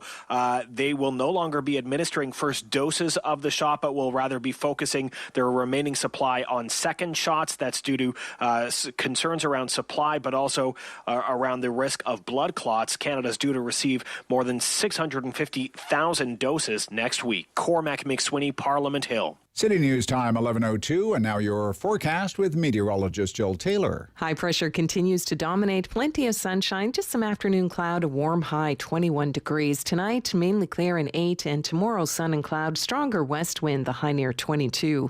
For today, the high 21. And right now in Ottawa and in Smiths Falls, it's 16 degrees. Police in North Grenville asking the public to keep an eye out after a recent report of a suspicious man at the Kemptville skate park. Grenville County Detachment of OPP says it received the complaint yesterday, a suspicious man and vehicle hanging around the skate park on Reuben Crescent. The complainant told police the man claimed to be 27 years old and from Ottawa, and he would come back to the park that evening. The complainant also believes the man took pictures of the youth with his cell phone before leaving in a white vehicle. Police say to date there have been no further complaints reported and no immediate concern for public safety. Regular runners suddenly had a lot more company on at the outset of this pandemic as people hit the sidewalks in order to keep fit. So does it mean the next in-person Ottawa Marathon, for example, hopefully next year, is going to be packed? Not necessarily, according to Nick Rizzo with Run Repeat, an athletic shoe review site. Their new survey of runners found that nearly 30% picked up the pastime during the pandemic, and all those new runners are about 20% less likely to take part in any kind of race compared to pre-pandemic runners. But because there is such a significant boom in the amount of people running, even though they're less likely to be participating in a race at this point, I think we'll still see a slight growth. Rizzo adds, while all the runners surveyed do it for health reasons, pre-pandemic runners are more likely to do it for social interaction. I'm Dean Rank-Seeler. I'm Andrew Boyle. For News Anytime, follow up online at ottawa.citynews.ca. Firm. Fair. Fun. The Rob Snow Show returns on Rogers TV and City News 101.1 FM and 1310 AM. The markets were down significantly yesterday. They're rebounding today. And the whole market sentiment now is tied to inflation. Bond yields jumped yesterday, so higher interest rates. The inflation number came in the United States at 4.2% annualized, strongest number in 12 years. So what is going on with inflation rates? We have Benjamin Tell on the line, Deputy Chief Economist, CIBC Capital Markets. Good morning. Good morning. What did you think of that number yesterday? Well, we expected a big number. We got a bigger number, and that's something that is worrying the market. There is something called the base effect. Basically, we know that when you measure inflation, you usually measure it on a year-over-year basis. We know exactly what happened exactly a year ago. Inflation was basically zero. So on a year-over-year basis, prices are rising. That's not a big surprise. We expected that. Yep. But if you look at month-over-month, it still went up by 1%, which was more than expected, and that's the issue. So the big issue facing the Bank of Canada, the Fed, is that how short-lived this inflation spike will be. And that's where the debate is. You have the bond market versus the Bank of Canada and the Fed. The Fed, the Bank of Canada are telling you, don't worry, be happy, everything will be fine. Inflation will stabilize. That's a short-lived spike. The market is not so sure, and that's more or less where we are. Okay, what way are you leaning? The term I keep hearing, Benny, when I listen to the financial media is transitory. Is it transitory? That's a new one for me. What do you think? Is it transitory? In other words, is it a short-term thing? You know what? I don't know. Don't know, okay. But I'm not the only one who doesn't know. The Bank of Canada doesn't know. The Fed does not know. Nobody knows, although people pretend to know. We simply don't know. We don't know how sticky this inflation will be. And that's the risk facing the system. Basically, the assumption is, and it's a reasonable assumption, that inflation will go up for about 4 or 5 months and then will stabilize at about 2% and everything will be fine. That's a reasonable assumption, but we're not sure. Now, what I'm concerned about is not inflation, is how the Bank of Canada and the Fed will react to this inflation. You see, inflation is a lagging indicator. Inflation is like this brown spot on the banana. By the time you see it, it's way too late. Okay. Which means that if it starts staying with you for a while and you wait for too long before reacting to it, you will be chasing a lagging indicator. And when you chase a lagging indicator, you rush. You do it quickly.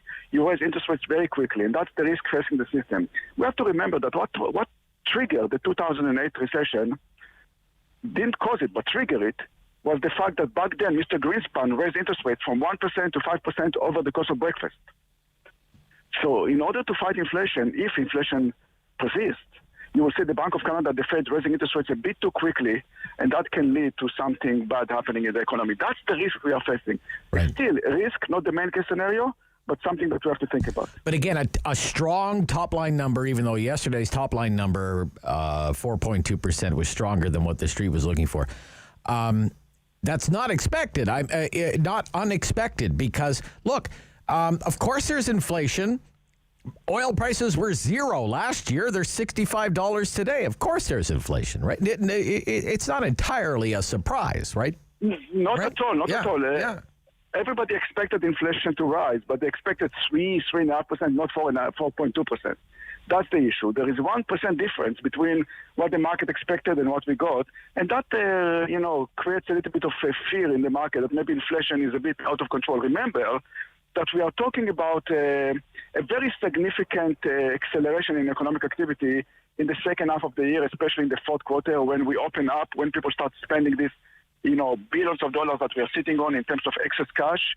And that's something that can trigger economic growth with some inflation. So we expect that, but the magnitude of this inflation was a bit surprising, and that's what makes the market a bit nervous at this point. Okay, so what do you think about what is going on in the bond market? Because, again, as you say, with the monetary policy and with our central banks, they're doing everything they can to keep the short end down.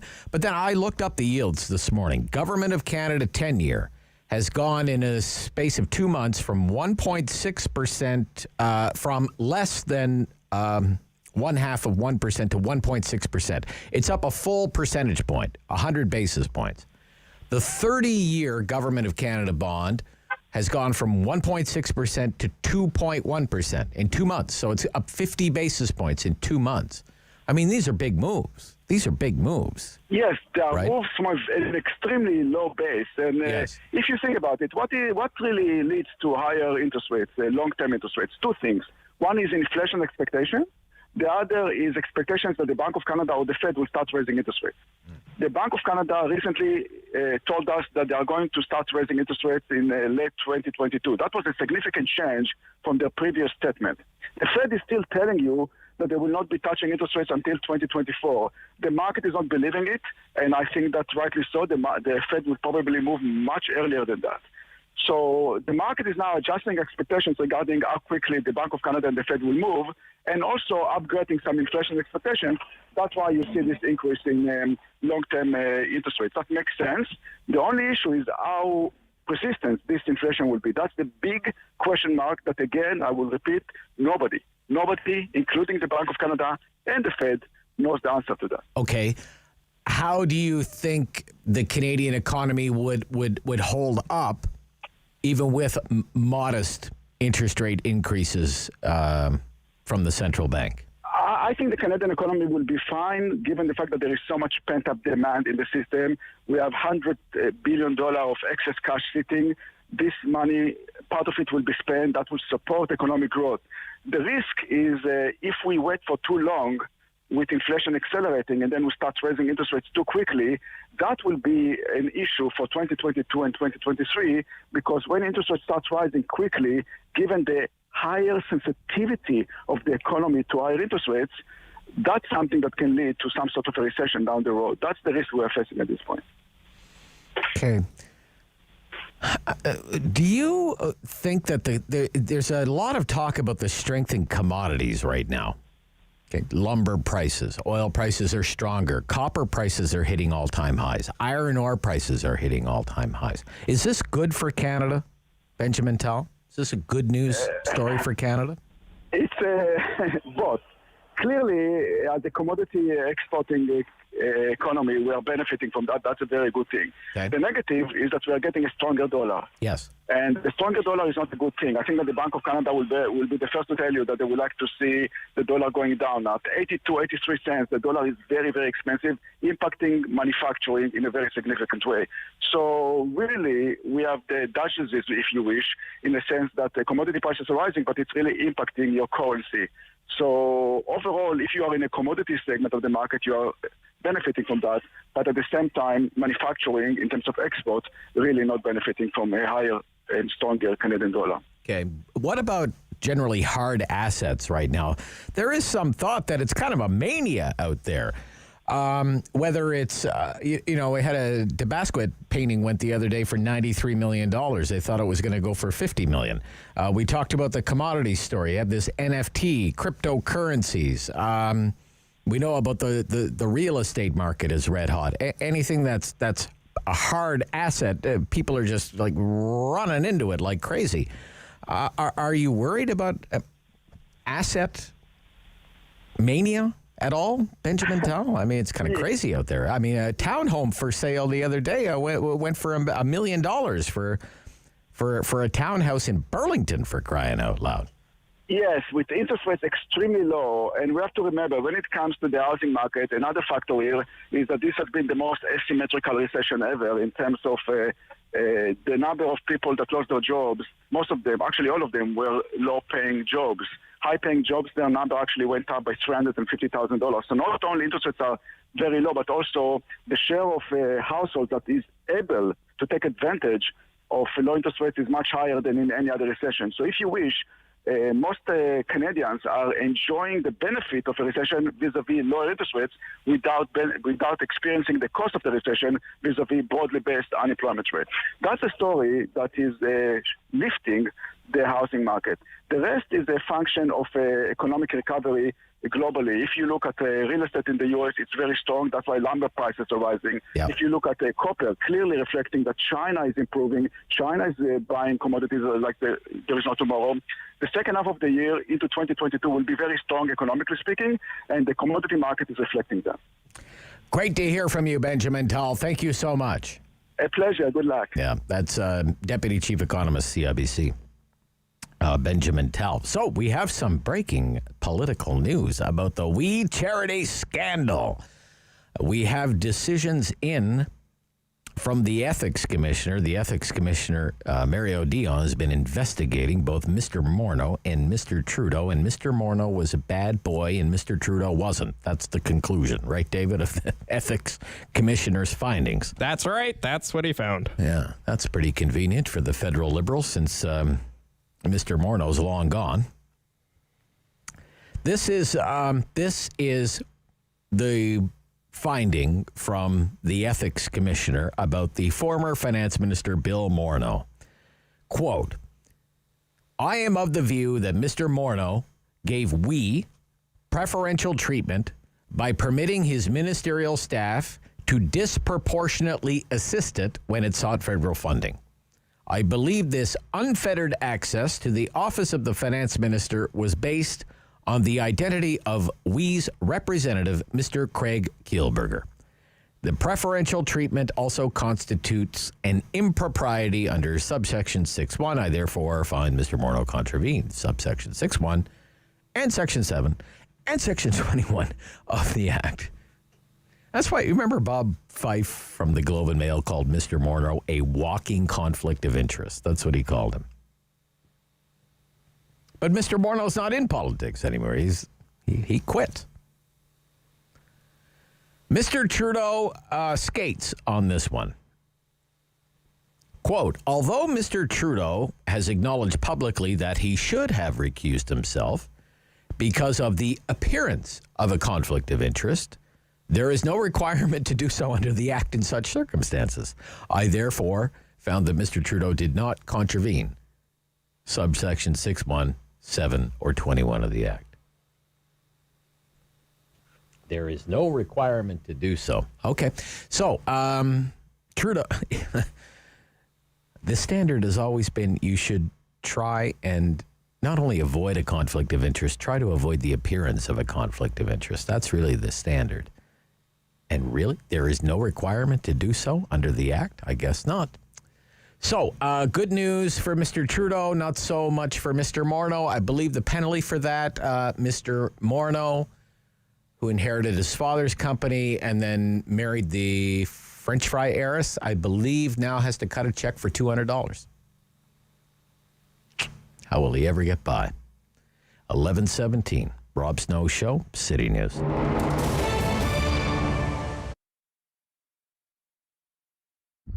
We just took over this business about a few weeks prior to the pandemic. But we've been loving the community, the people, very friendly. But it's been very difficult starting up a new business, just the time that we did. But I'm sure it's the same everywhere. We did take a broken business, which doesn't help us. But we thought, we believe in what we do. We're very passionate about food.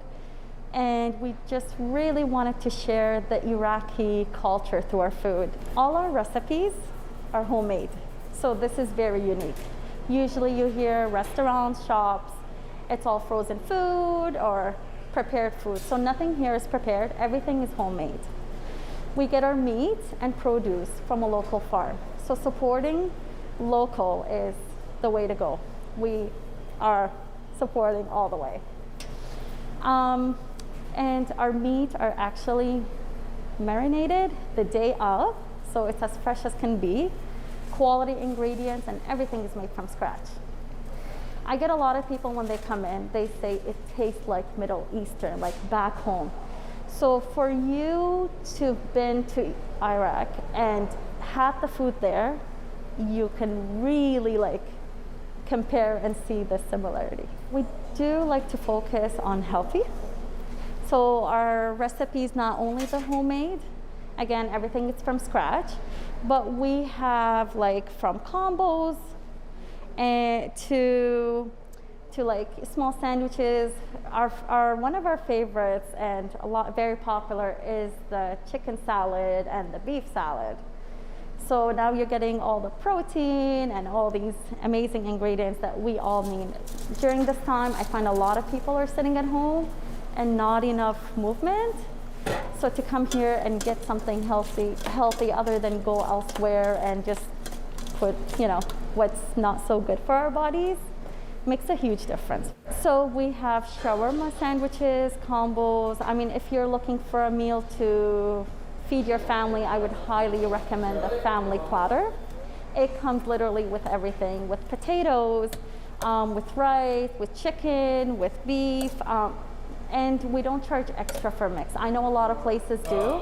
Here we just add everything to your platter. and lots of healthy choices for sure.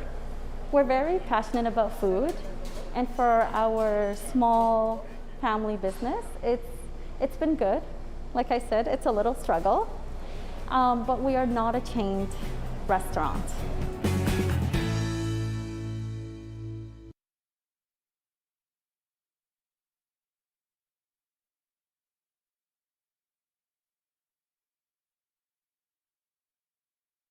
He's a pillar of community opinion.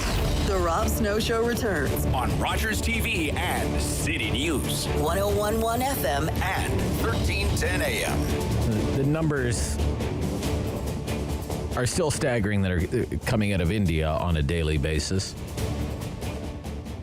Number of people who have died in the last 24 hours, the last 24-hour period that was reported, was more than 4,000. 4,205. The number of new cases was close to 350,000.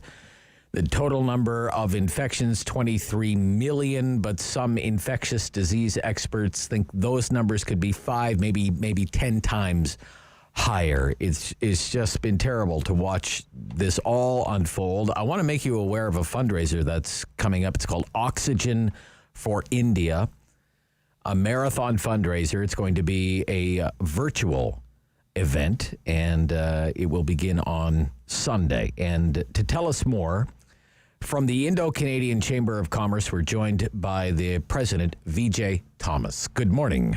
Welcome back to the Rob Snow Show, Mr. Thomas. Thank you, Rob. Thank you for having me. And the last time I was here, I don't know if you remember, was when India sent vaccines to Canada. Yes. And a lot can change in 2 months, right? In today's world, the shoe is on the other foot now. Yes.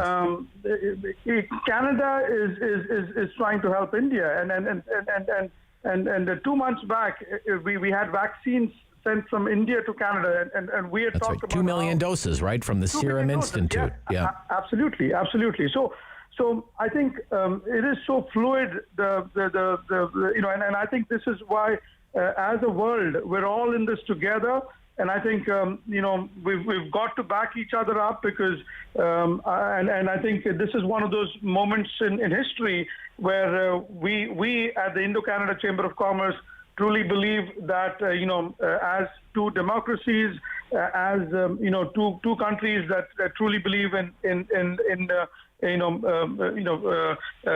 democratic values and people and a history of helping each other. I think it is now Canada's time, and we're having this fundraiser to appeal to all Canadians as a whole, but also primarily to the almost 2 million Indo-Canadians in Canada as well. Yeah. Well, I mean, that's it. I mean, there are Indo-Canadian. They're in every community, in every corner of the country, sir. And I'm wondering if you can give us some insight into what's been happening at the grassroots level as the diaspora tries to organize aid and relief efforts for India. Yeah. So what we are trying to do here, and then I'll give you, what's been happening is a lot of organizations are trying to do their bit, and what we realize is there is no scale in the efforts that they were doing.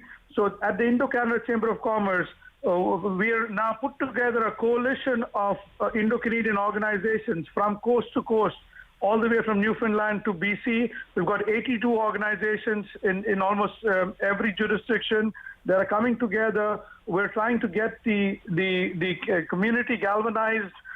My hypothesis or my ask of the community, the 2 million strong community, is if everybody gives $10, we make $20 million. If everybody gives $100, we can make $200 million. And this money is primarily going to oxygen. In India, India is not a poor country. India, however, has a lot of poor people, so there is a distinction between the two. And so India doesn't really need money. What we're raising the money for is to buy oxygen concentrators, oxygen generators, and get that to India, and we are primarily going after Tier 2 and Tier 3 cities. Now, India is a very large country, as you probably already know, and is made up of Tier 1 cities, the Delhi, Mumbai, Bangalore that everybody already knows of, and there's a lot of attention in those places. But the Tier 2, Tier 3 cities and the villages of India is where most of India lives. That is still not, it does not have the attention, and we're trying to focus our attention in those locations. Okay. So the focus will be, as you say, on shoring up oxygen supply and getting those to Tier 2 and Tier 3 cities. And to that end, you have the virtual coast-to-coast marathon fundraiser. Yeah. That starts on Sunday at 8:30 in the morning. Yeah, we've got a little change to that. Okay, sure. So it's now going to start at 10:30 to 1 p.m. Okay. However, the marathon is now going to be on 4 consecutive Sundays. So starting this Sunday for 4 consecutive Sundays, 10:30 a.m. Eastern to 1 p.m. Eastern. And we've got, leaders from all across Canada. We've got a couple of, premiers. We've got Premier Doug Ford. We've got the Deputy Premier from Manitoba. We've got, Mayor Bonnie Crombie, Mayor Patrick Brown, Mayor Frank Scarpiti. We've got the Mayor of Nancy, the Mayor of Calgary. Good, so we've got a real big group of political leaders as well as community leaders from coast to coast that are going to come and speak. Okay. And if people want to donate, there are tax receipts available and Absolutely. things like this, right? So, now what we've tied up with is there is the Tier 1, Tier 2, Tier 3 cities. We have a special relationship with an organization called VRUJ. So when you go in and want to donate, you can choose between multiple partners. The one that is going to Tier 2, Tier 3 cities is the ICCC VRUJ. But you can also give to the Red Cross Canada. You can give to Humanitarian Coalition. All of them are doing work in the India, COVID space. So we're not collecting only for our initiative. We think any money that can be done towards India right now, as you mentioned, not just medical people. I think a lot of us in the corridor do think that the numbers are possibly far worse. So, what we're seeing is only the tip of the iceberg. And so any help, anybody that is going to look at this, definitely all help is appreciated. And we need all hands on deck. It is a huge, huge, huge endeavor. And I thank you for, again, sharing the awareness of it, sir. I appreciate your time again. Thank you. Anytime, Rob, you just call me and I'll be there. Absolutely. Be well, sir. Thank you. Thank you, Rob. Vijay Thomas is the president of the Indo-Canada Chamber of Commerce. We're back right after the news here on City News.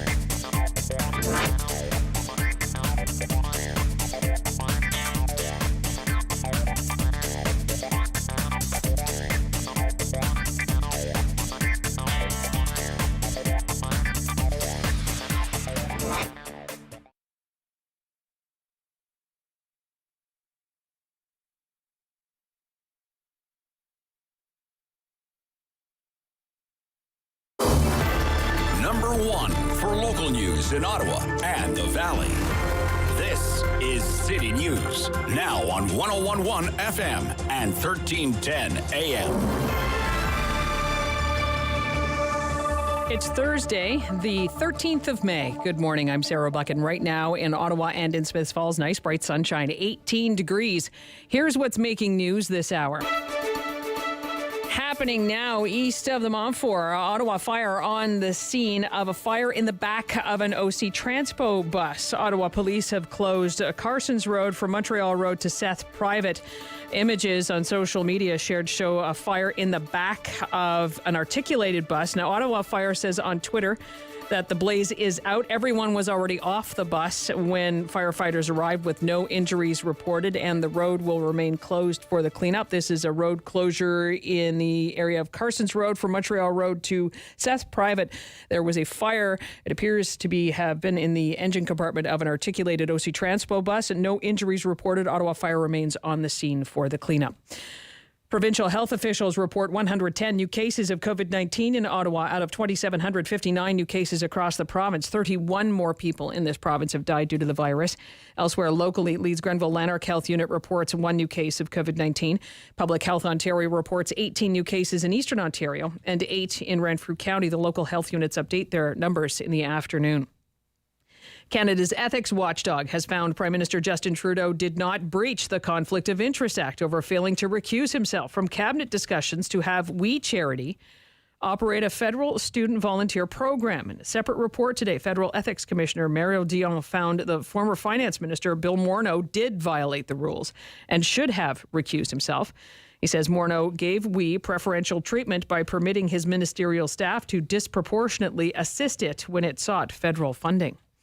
I'm Sarah Buchan. For News Anytime, follow up online at ottawa.citynews.ca. He's the opinionated Ottawa icon. The Rob Snow Show returns on Rogers TV and City News. 101.1 FM and 1310 AM. From this time yesterday, we were bringing you a news conference from City of Ottawa officials, including Ottawa's Chief Medical Officer of Health, Dr. Vera Etches, who was hopeful that, given the current trends, hopeful that schools could reopen in Ottawa maybe before the end of the month. This is what Dr. Etches had to say yesterday. So what I am encouraged by is that the conversation about being able to open schools is happening, and that is something where I think the regional approach is a valid way to go in terms of some parts of the province already have very low rates of COVID. And so that's something, being considered. And I think that's the first step. We need to get schools open. And then we need to take a look at other measures that could be relaxed. Okay, so that was Dr. Etches yesterday saying getting schools back open is a priority right now. Before health officials look at other pandemic-related restrictions that can be relaxed, getting schools back open is a priority right now. So with that being said, it's a great pleasure to have back on the Rob Snow Show on City News, Tom D'Amico, Director of Education, Ottawa Catholic District School Board. Good morning.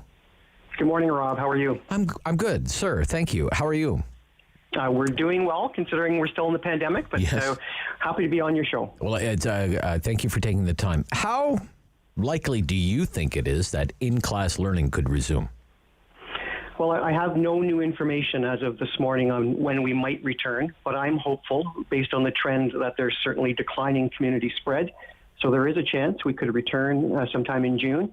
That decision will be made by the province and the local medical health units, not by the school boards, but we certainly welcome that possibility.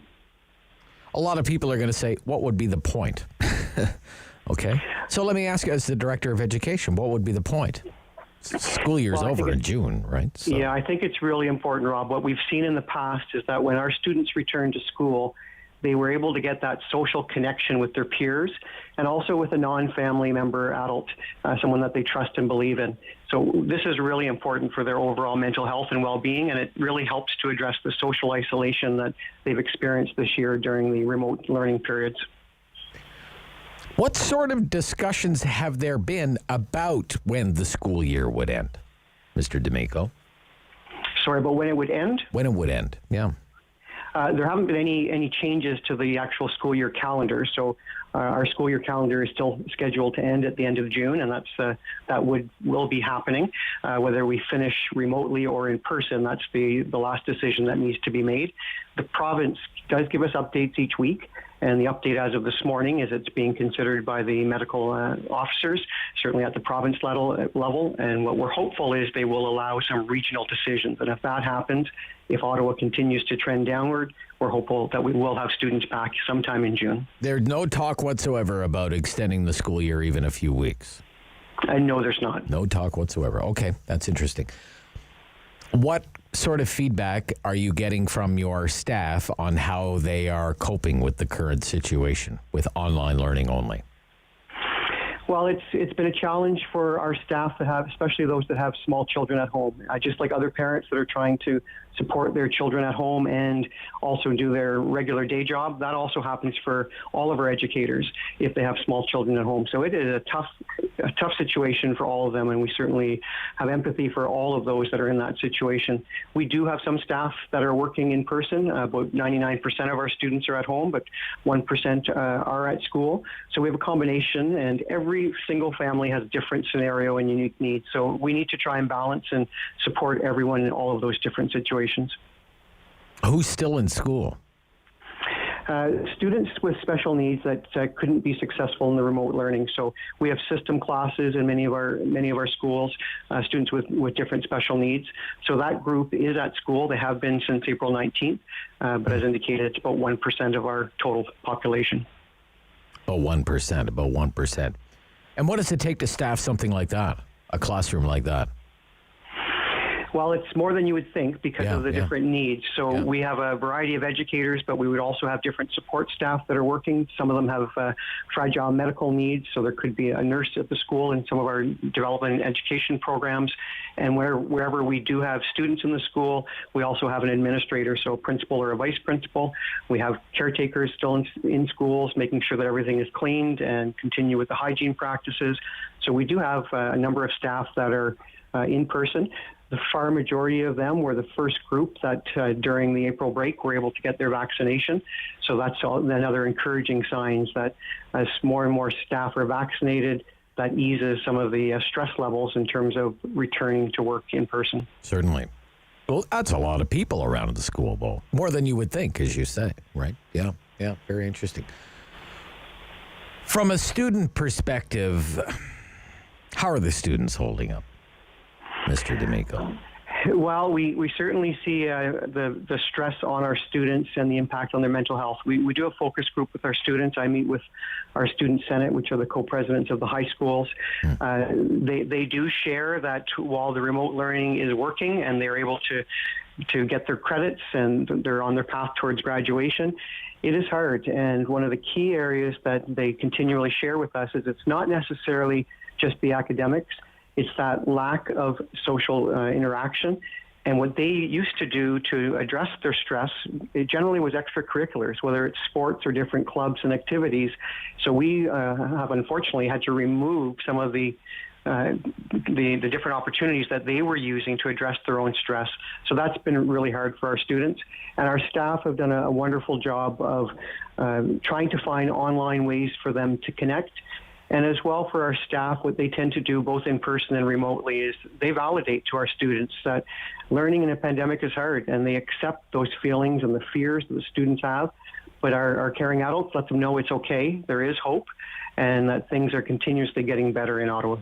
If a student is struggling, what kind of resources are available? Well, there's two types of struggling. So there's the academic, and then there's emotionally struggling. learning. Emotionally struggling. Yeah, we certainly have a full complement through our student services and the special education department, whether it's psychologists, social workers, addiction counselors. We adapted very quickly in the pandemic, so all of those services are available online.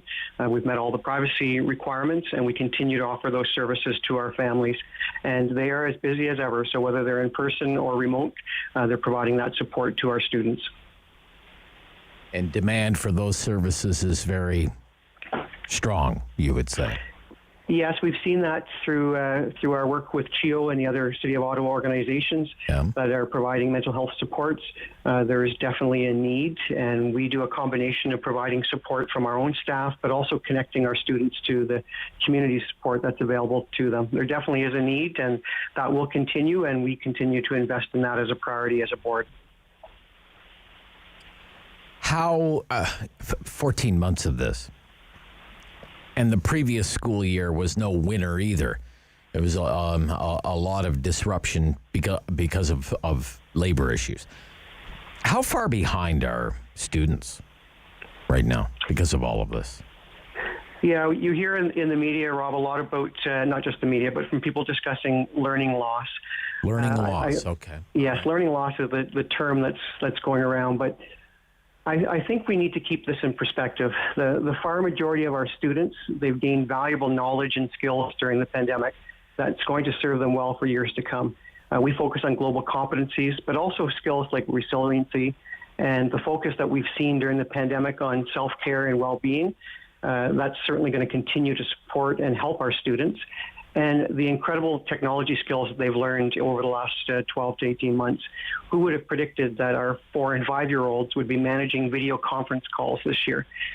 So my personal view is it's a disservice to our students to assume that they have not worked as hard or learned as much as previous students. Our data is showing that our high school credit accumulation over the last 5 years remains consistent with the last 2 years groups. There's no large discrepancies across the board for course completion or in person or in line. Okay. And the other thing that we focus on is, as a board, something called deep learning as opposed to surface learning.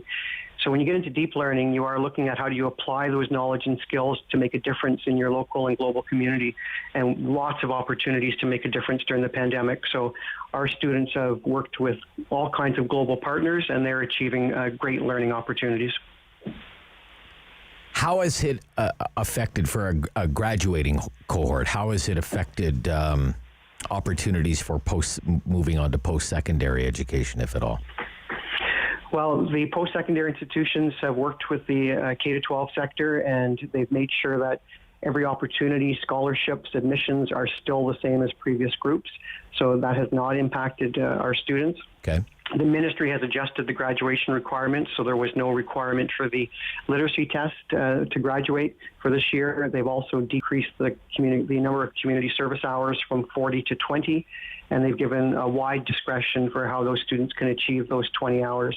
So they're still on track. As a board, we've also said to all of our graduates, our grade 12 group, if because of the pandemic, you're not ready next year to move on to college or university, or there's uncertainty about what's going to happen in the fall, you're welcome to return to our schools next year. Even if you've graduated, you can look at upgrading marks, you can look at continuing to expand those pathways. So we want to address, as a Catholic school board, both the mental health and the academic needs of all of our students. Okay. Mr. D'Amico, I thank you for your time again today, sir. Thanks, Rob. I appreciate it. And you stay healthy and take care as well. Sure thing. You too. Tom D'Amico is the Director of Education at the Ottawa Catholic District School Board. Well, that's it for a Senators season. Played the last game of the shortened regular season yesterday, overtime win against the Toronto Maple Leafs. There's a lot to be excited about for the Ottawa Senators, and we'll talk about the future with Wayne Scanlan, hockey writer for Sportsnet.ca. This is City News.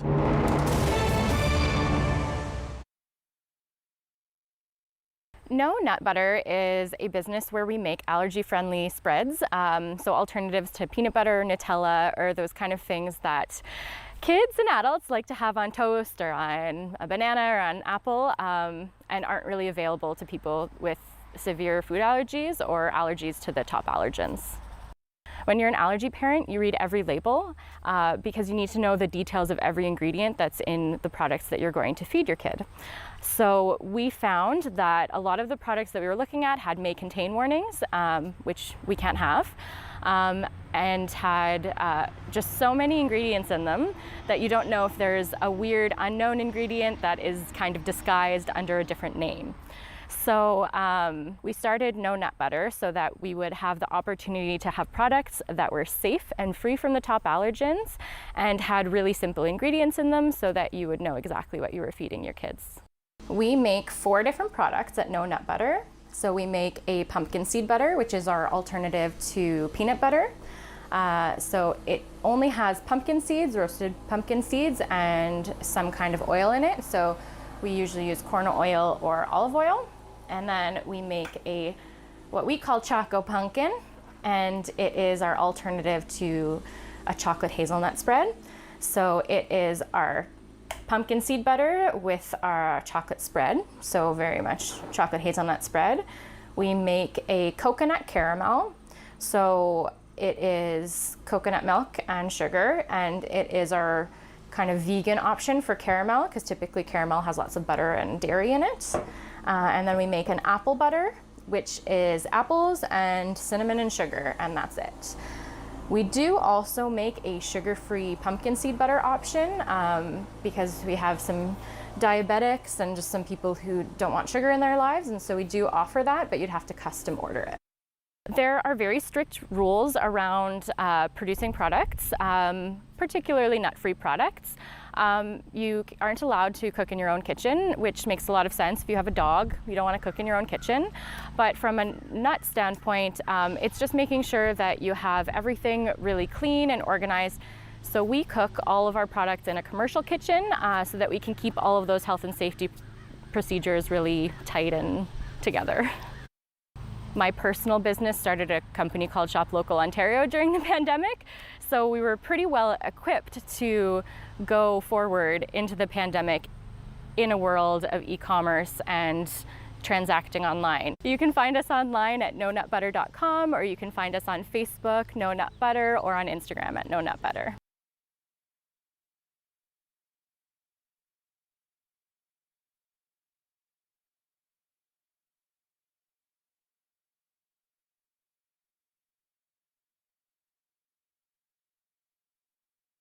Strong voice. Strong opinions. The Rob Snow Show returns on Rogers TV and City News. 101.1 FM and 1310 AM.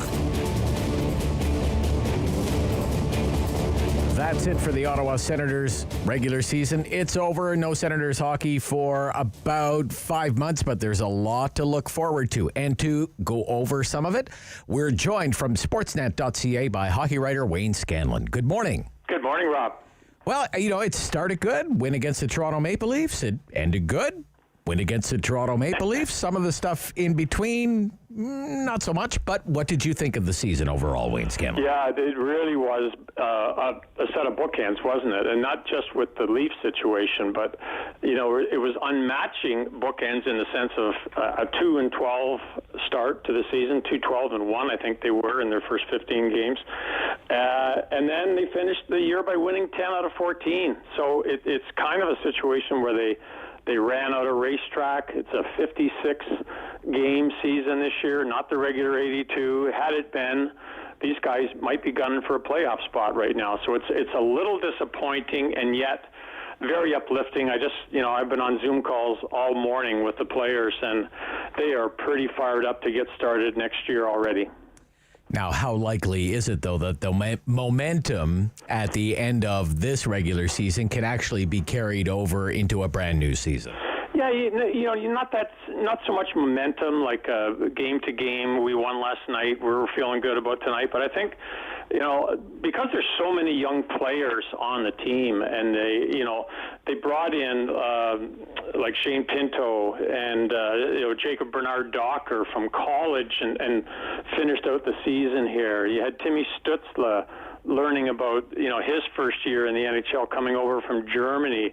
There's a lot of indoctrination, and I think that's partly why they got off to a little bit of a slow start, but I think the belief is there. And I think because they ended the season knowing the style of play they have to have, they've gained some confidence.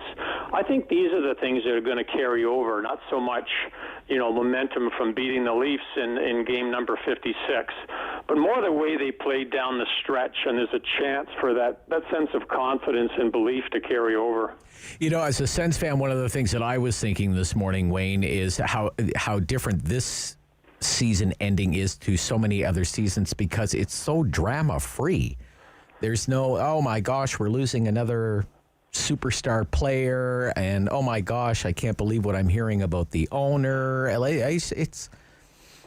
There's none of that. Yeah, there's actually optimism. Isn't it great? And what are we talking about? We're talking about the play on the ice, and the excitement, and Tim Stützle, getting his first career hat trick, and kids throwing hats in his backyard. They're just lovely kind of community stories that we remember when Jason Spezza was here and Daniel Alfredson was playing and Mike Fisher, and players like this had such a connection in the community. Kyle Turris is another.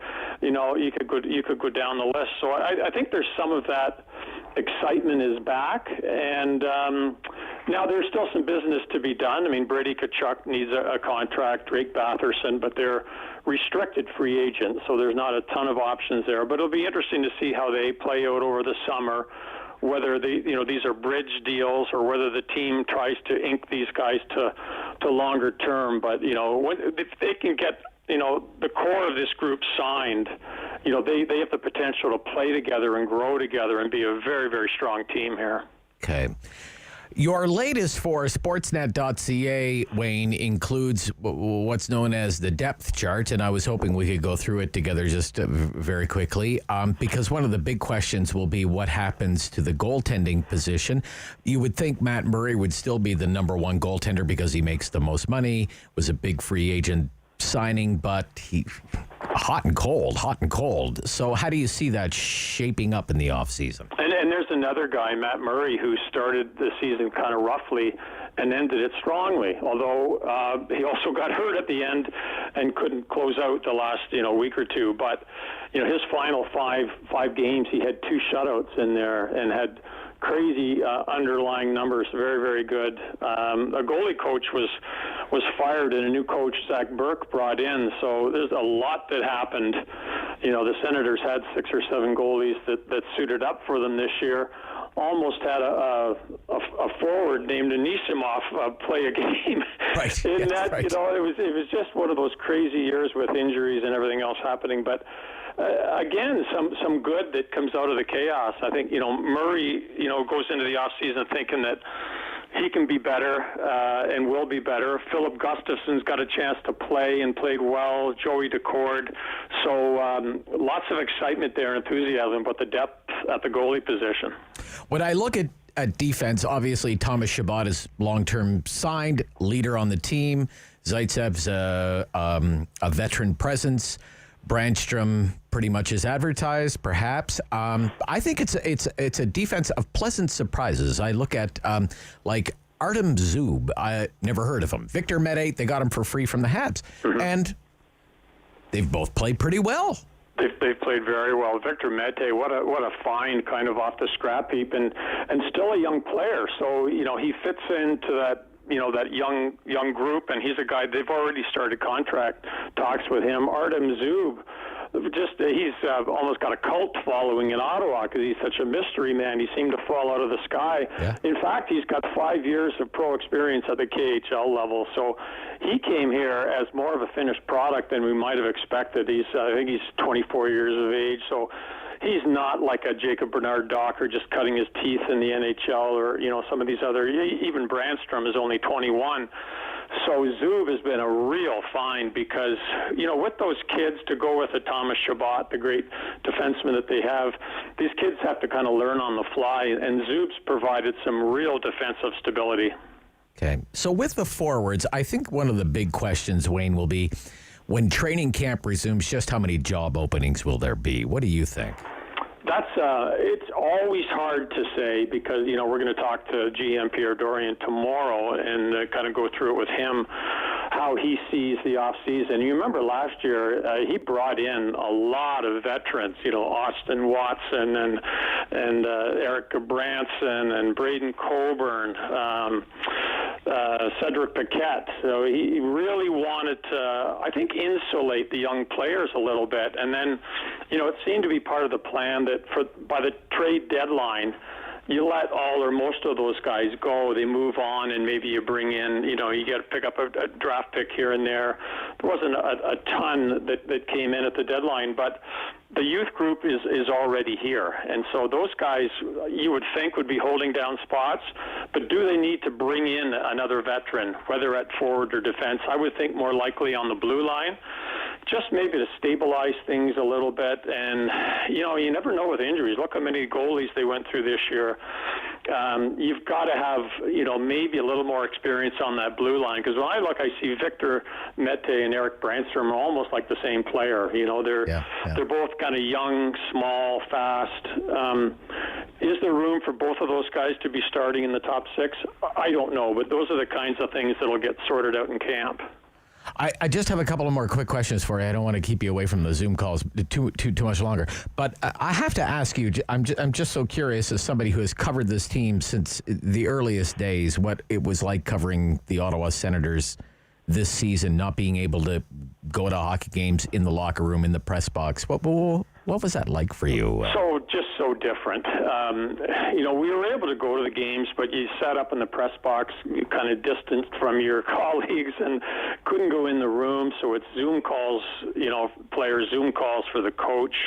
And I think what you miss is just being able to have a little conversation in the room. It may not be a formal interview, but just a chat. How are things coming along? And, talk about the families a little bit. It's just the Zoom calls, they're great for what they are, but they, and you're on there as a group, and you miss that kind of one-on-one ability to chat and just talk about things, maybe other than hockey. So very weird year. Watching a lot on TV. We're watching more Canadian teams and less American teams, and I guess now we'll get to see everybody in the Stanley Cup playoffs. But I think everybody's looking forward to, and the biggest thing is getting fans back in that arena, maybe a little bit at a time to start in the fall. But there's so much excitement around this team, and you want to see that kind of manifest itself in ticket sales and people in the rink and just getting back to the community, celebrating and sharing in that hockey experience with the players.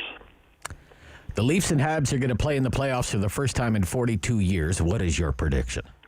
Wow, that's a tough one. The Leafs have to be favored, but I don't think the Habs will go down easily. They've had a lot of injuries down the stretch, and they're going to get some of those players back. So I think they'll give them a fight, but I think everybody in Ottawa is wondering if what's going to be the reaction.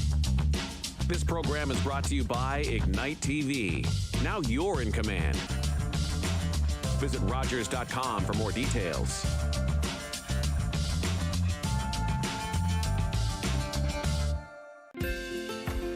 Call the Rogers TV viewer response line. Email us or connect with us on social media.